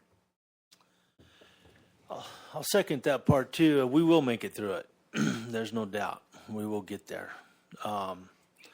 Just what it's going to take, we don't know. So I'm going to ask you a loaded question. If you're able to do half of what you want to, if you can do half of what you want to do, whether it's positions, cutting corners, or whatever, I'm going to go back to the part, are you going to be dipping into that rainy day fund? If we only go half and essentially 20 positions are left vacant throughout the year, on top of the approximately 50 that are already vacant,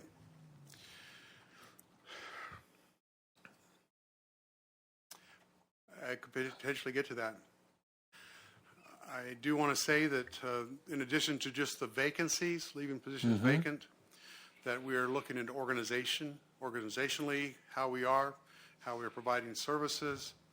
And beginning next week, we will start to put in place some reorganization of certain departments in the county that I believe will save a couple $100,000 at least. So there's some major things like that of reorganizing that will save significant dollars. So that reduces that. If we can save a couple $100,000, it reduces that 40 to 30 right off the bat. So we're looking at it from both directions, two different ways that we can save money, either organizationally or leaving vacancies for a while. And again, if we can hold our expenses, which I believe our departments will do, then that saves another $500,000. Even if it's 1% instead of 5%, we're in that neighborhood. So we get down to that, and we're down to less than $400,000 that we additional from vacancy savings. So there's a combination of things that we will do, things that we will address and make changes, so that if we do have to dip into that savings a little bit, it will be temporary, because we're going to keep moving. This changes every single day. We're going to keep moving and taking the actions that we need to along the way. But evaluating and seeing where we are at financially, where our revenues are at constantly, so that we can see, are we on course, or do we need to make additional changes, or not quite as severe. So Mary's department, you've got it worked out with Mary to track this constantly as we go forward then, huh? I went through and did a few things, a much deeper dive than they have been in. They're involved in audits and things, so I haven't requested this deep of information from them. But we're to the point that whether it's through my office or through finance or whatever it is, that we've got to have this information that I've presented today continuously, constantly updated, so that we know where we are at. We can't have the information 2-3 months later and be able to make decisions that are pertinent and relevant. Thank you for doing that. And I think that is even more important going forward when we're looking at projects. And as we come up with things that we want to do, have to do, whatever, we're going to need to know where we are in our finances.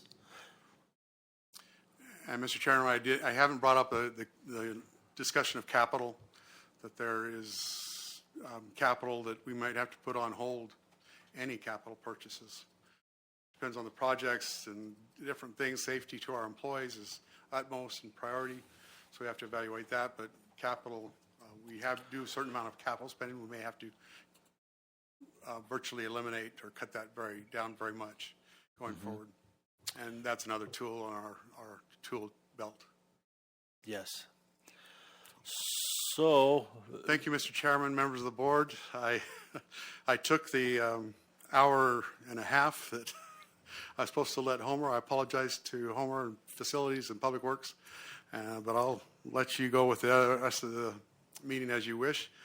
And thank you for your time. I do feel this is extremely important that we be on the same page, that this information be shared with you and the rest of the county, the departments, to know what we are stacked up against and what we have to address. And so as decisions are made, they can be aware of what we are looking at here as a big picture. So thank you very much for your time.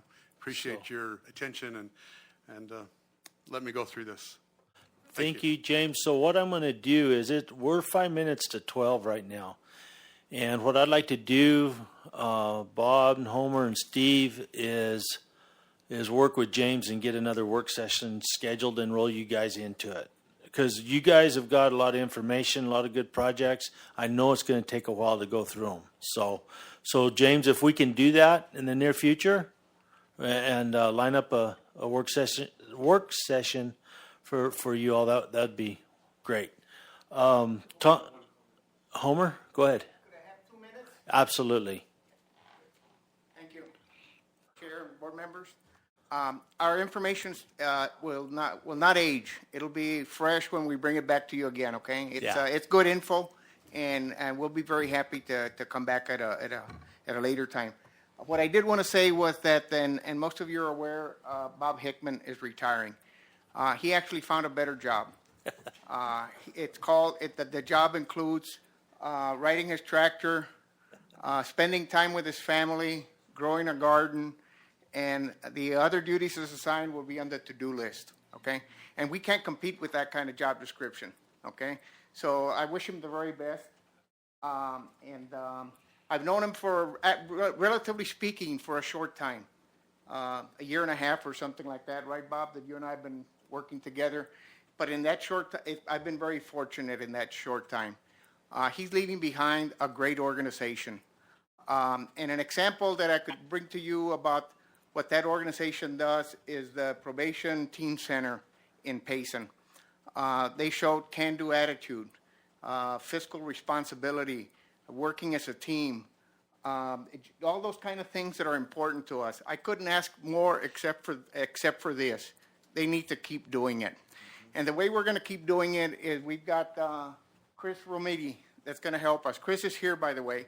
He's going to be our interim director of facility management. And so I just wanted to share those 2 points with you, and wish Bob the best, and also wish Chris the best. But we'll keep moving as a team. Thank you very much. Thank you, Homer. And Bob, I do want to congratulate you. I'm envious. So if you get bored, you just come visit me, huh? Anytime. And I want to thank you for what you've done in the department here since I've been on the board. It's been great. You guys have been awesome and done a lot of work. So it's really cool. I really do appreciate all that. Tommy, you got something to say? Mr. Chair, I'm not envious. I'm aggravated. He didn't ask us if he could do this. Yeah. Bob, I'm sorry. I'm sorry to see you go, my dear. But I am delighted that you can. I just am. I'm getting too old and too long in the job. I'm just sorry to see you go. Tim? Yeah, just thanks for all your time and service for Gila County and to help get all the things done that you have, and enjoy your retirement. Yeah, it'll be good. There you go. Good deal. Okay, so we're going to go on, call the public. I don't suppose you have anybody in Payson, do you, Cheryl? No, sir. And we do not hear either. So we'll move on to the updates. Tommy, do you have any updates for us? Mr. Chair, not really. Just doing the same, running the same circles. I'll remind us that on Monday I'm back on KMOG, and I'll be tapping into the health department in particular to see if they'd like to come, quote, go with me. And then on Thursday this week is another dual Globe Chamber, Payson Chamber webinar with basically health department, that if you missed the last one, I recommend that you get in on this next one. It was, I thought, a really good, clear sharing of information that needed shared and answers that needed answered. I want to thank Josh and Michael very much for doing that. I think the more information that we can get out that is just straightforward information and helps, if nothing else, tamp down the rumors.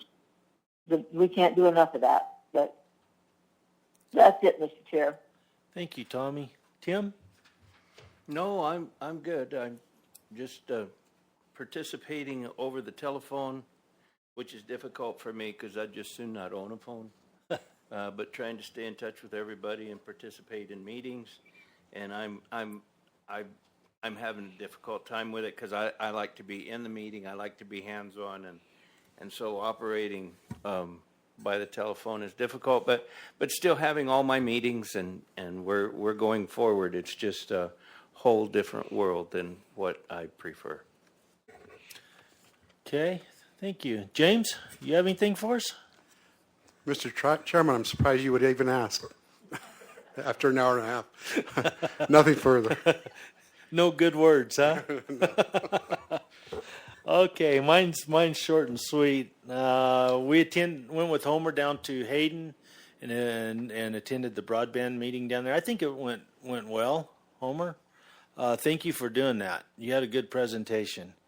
Here just yesterday, we met with the forest archaeologist and the state SHPO lady from Phoenix on the admin site in Young, and I want to thank Chris for you coming up there and being a part of that. That was really good. And so I think that went real well. That was a good day. The lady out of the state office down there is a good gal. She was had a lot of good stuff to say about it and whatnot. So that was good. That was positive. Here recently, I want to thank Resolution Copper. They had sent 100 masks down to Winkleman, to the mayor down there. So I really want to throw that out there. They deserve a big thanks for doing that. And other than that, that's all I had. James? Mr. Chairman, one thing I might comment is that Patty Power back in Washington, D.C. is monitoring daily everything that's going on there, keeping us apprised, making sure that we are aware and that any resources that are available to Healy County, that we are aware of those and have the opportunity to access those resources. So thank you to Patty Power. She is open to contact from any one of us at any time if you have any questions or comments. But we need to make sure we utilize her to the greatest extent possible through this time. So with that being said, James, is she helping out or pushing out there for support for states and counties? Mr. Chairman, absolutely. Okay, good deal. I'll say Mr. most Chair, importantly Can for I add Gila to that County. just a minute? Yeah, go ahead, It Tommy. looks to me like today, Senate leadership is beginning to change their position and are saying that this next bill will include county and local, or state and local support, which is 180 from where they have been. So I'm more hopeful that actually maybe we will entertain true county, local, and state support. And then, secondly, and if they do, then the push is going to be on again for all of us to get a hold of anybody we can get our hands on to do that. Secondly, one of the things that Patty Power has helped us do is there's a huge bipartisan bill going through to make PILT permanent and SRS basically permanent. And with her help, we have gathered up, the last I saw, 5 of the 9 congressional representatives that we have that have signed on to the bill, which is a bigger percentage than all the other western states right now. And then finally, there's an effort going on. I've been helping the Mobile Health Alliance put together what they're calling a doc in the box. They're talking about having Dr. Michaels up there do the testing, but it would be a 45-minute drive-in test. You would, before you left the parking lot, know that you either did or didn't have this bug. Adding to that is the new U of A antibody test. As soon as their commercial, that will go online in this little location too. They'll be doing free tests to all, and not what I think of as frontliners, the first responders, along with the nurses and anybody that is still face-to-face with the public. And they'll be offering that free to them before they open it up to anybody else. But they hope very soon to be able to have, for a very low price, anybody be able to drive up, be tested, sit in the parking lot 30 minutes, and know the result. As that comes on, our health department is working with them, getting the approvals and permissions, and you'll be hearing more about that, but I just thought that one it just popped up and coming on strong. You needed to know about it. Thanks, Mr. Chair. Thank you, Tommy. Go ahead, James. Get me started talking. One last thing, I believe that there is Governor Ducey is having a press conference this afternoon at 2 o'clock. The economy is set to open up on Friday, May 1st. I'd imagine this press conference relates to that. So Governor Ducey press conference, 2 o'clock this afternoon. Thank you, James. That's good. Okay, I think we've covered enough today. Thank everybody for listening on YouTube and for being here. And we'll work on the next work session for our capital projects real soon. So I'll adjourn the meeting. Thank you.